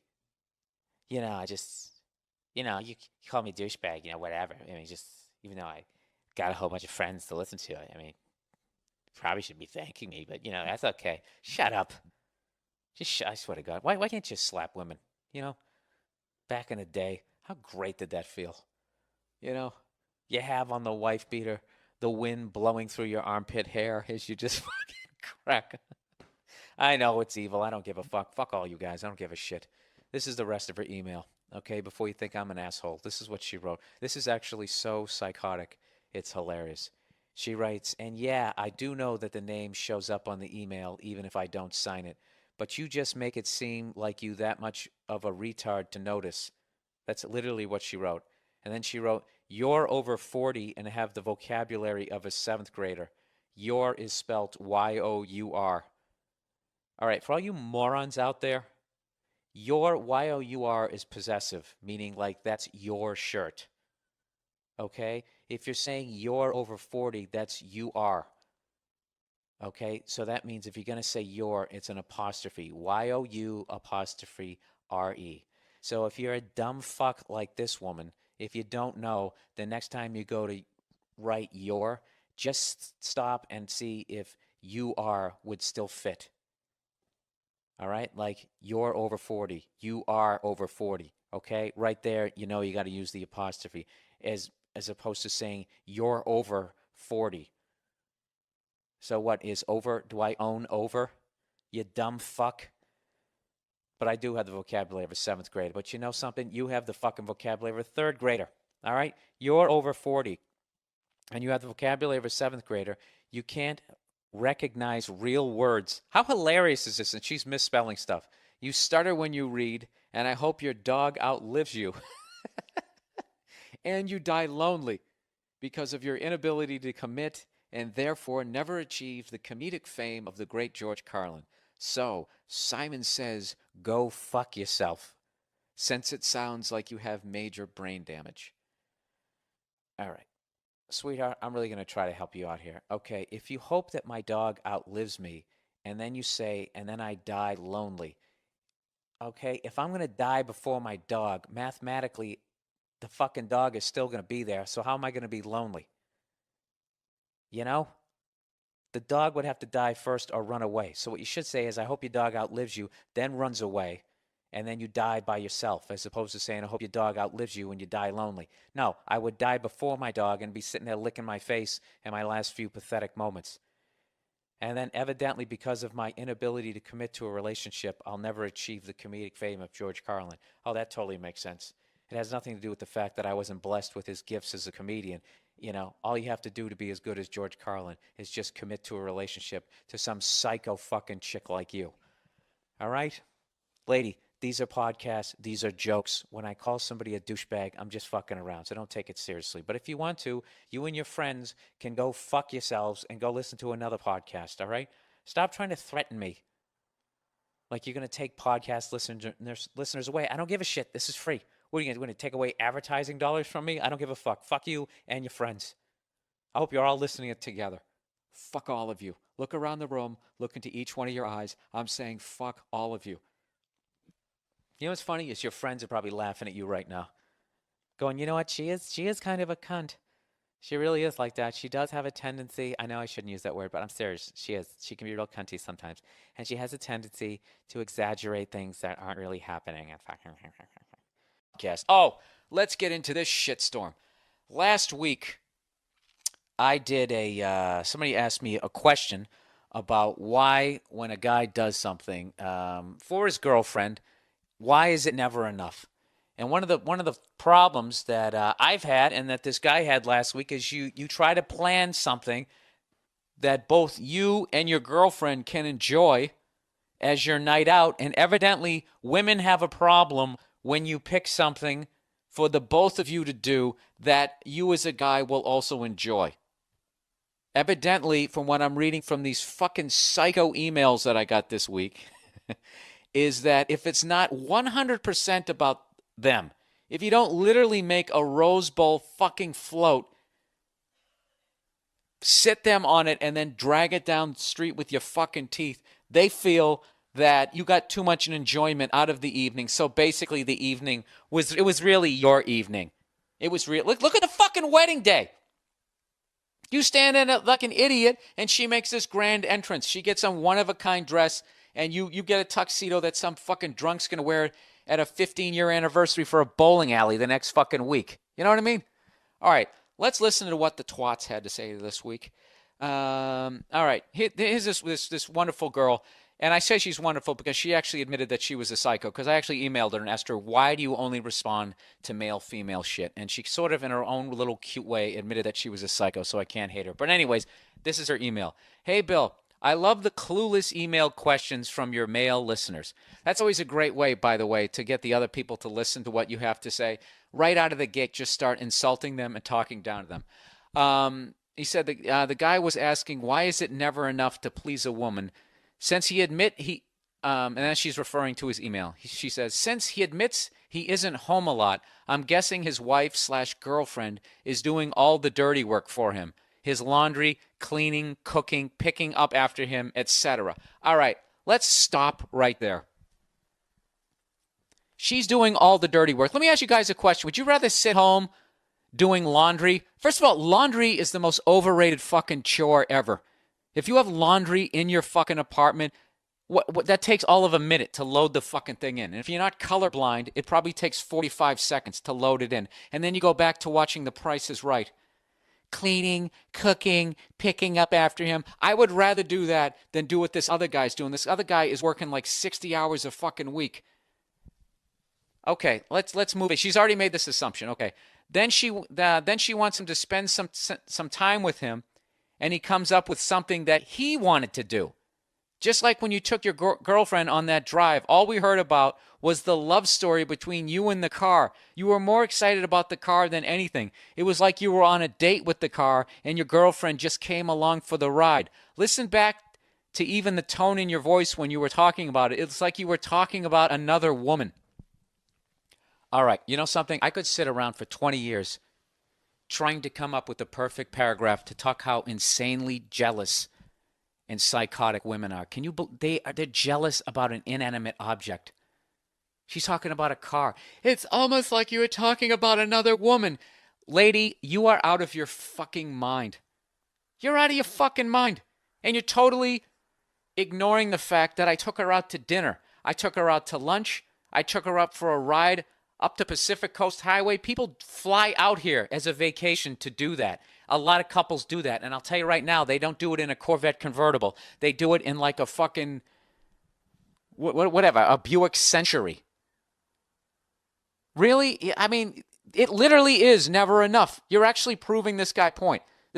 So she says, my husband does the same damn thing. I'm like, what can we do for fun today / tonight? And the only thing he can come up with are things that interest him.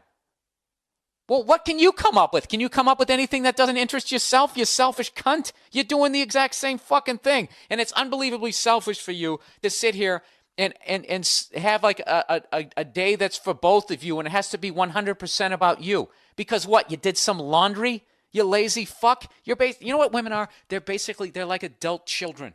That's what they are. They never get beyond. They're like juveniles.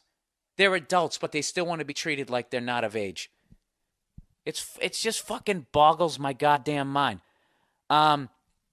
She goes, I'd rather not do anything at all. I think it's selfish and obnoxious that everything we do has to have his interests before mine. So everything that they do should have your interests before his? These fucking broads. See, this is my thing. This is why you should never get married. You should never be in a fucking relationship. You shouldn't. Because they just constantly fucking hack away at your goddamn knees, and their idea of a relationship is that you do everything that they want to do. And right now, they're sitting there shaking their heads. They're going, no, no. Even the girl wrote that's probably saying no. And there's a bunch of other women going like, I'm not like that. I'm not like that. I went to a ping pong convention. They always come up with some stupid-ass fucking example. And at the end of the fucking day, you have to do everything that they do. You have to do what the fuck they want to do, or else they get mad. Okay? And that, my friend, is when jerking off comes into play. Because when you really break it down, what's the worst thing that they're going to do to you? They're not going to fuck you for a few days. Okay? And I got to be honest with you. Once you rub one out, who gives a fuck? And you have to have that clarity when your nuts are full. Do you know what I mean? Am I sounding like a fucking maniac here? I know I am, but you got to hear what this other woman wrote. And of course I don't have it in front of me because I'm an idiot. Where the fuck is it? All right. I am writing to comment on the why it is never enough discussion on your last episode. I'll start by saying that the guy that wrote in, and to a slightly lesser extent you, come off as total douches. Let me explain my view of the writer's situation. Oh, I guess the guy who sent the email. And yes, I am one of those manipulative, selfish creatures known as women. Yeah, you are. What, you called yourself out on it? Now was I supposed to like read that and be like, wow, I really am too harsh on women? See, you're like trying to manipulate me with your fucking bullshit already. Okay, here we go. I don't remember the names, so I'll call him Bob and his wife Sally. Bob neglects Sally. A huge fuck up on Bob's part. Now let's get back to the detail here. He's neglecting her. What is he? Is he out at the bar chasing other women? This guy is out working his fucking ass off. This is the thing that women don't understand. What they don't understand is, this is, maybe I'm being a moron again, or a douche, as this lady says. I think a lot of women don't understand what it takes to be successful. What it takes is sacrifice. And in your 20s, you have to work your fucking ass off. That's what I did for 5 years. My first 5 years in this fucking business, I had no girlfriend. I had no social life. I had nothing. All I was doing shows and fucking rubbing one out. That's what the fuck I did every goddamn day. I went to work. I was writing jokes at work. And at night, I got in a piece of shit car. And I would sometimes drive to another fucking state. And you know why I had no girlfriend during that time? Because none of them could understand what I had to do to get where I am today. All of them were giving me shit. You're doing stand-up again tonight? Do you realize how many Richard Pryors are fucking working at a Home Depot or Jimi Hendrix because they hooked up with the wrong fucking twat who talked them out of their goddamn dream because they didn't want to hear it. Because they said you needed some sort of responsibility. This fucking guy is doing the right thing, and she's calling him selfish. He's at work, busting his ass, trying to get ahead. So when he's 40, he's not a fucking loser. And he has, see, and they all want the fucking house. They all want it fucking yesterday, but they don't want to get through the bullshit of it. They don't want to go through the bullshit of it where you actually have to not see him for a little while because he's out working. So anyways, huge fuck up on his part to be busting his goddamn ass. So he says Bob decides to make it up to her by taking her to see your live show. She says, which is awesome. And a dinner, which is pretty standard. This is how out of control women are. She's getting a free fucking meal. And they're so spoiled as a sex that she describes a free fucking meal as standard. Do you know what I have to do as a man to get a free meal? I have to win like a radio contest. You know, I got to call up this radio station and imitate the local sports guy. And I have to beat out all these other fucking guys who are... I haven't had a free meal since I was 8 years old. My parents took me to McDonald's or whatever, maybe 13, 14. Women are so fucking spoiled that this guy is busting his ass at work. That's viewed as selfish.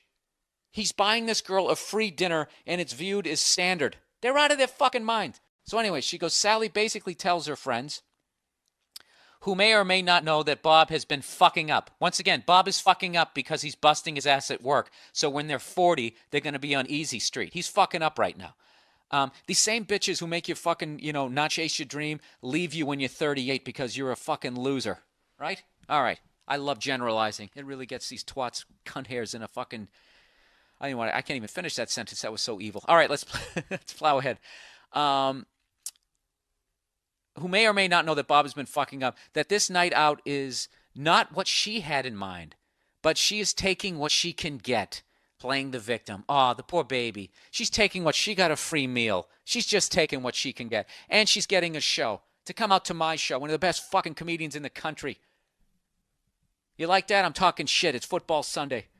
And plus I'm reading the Ric Flair.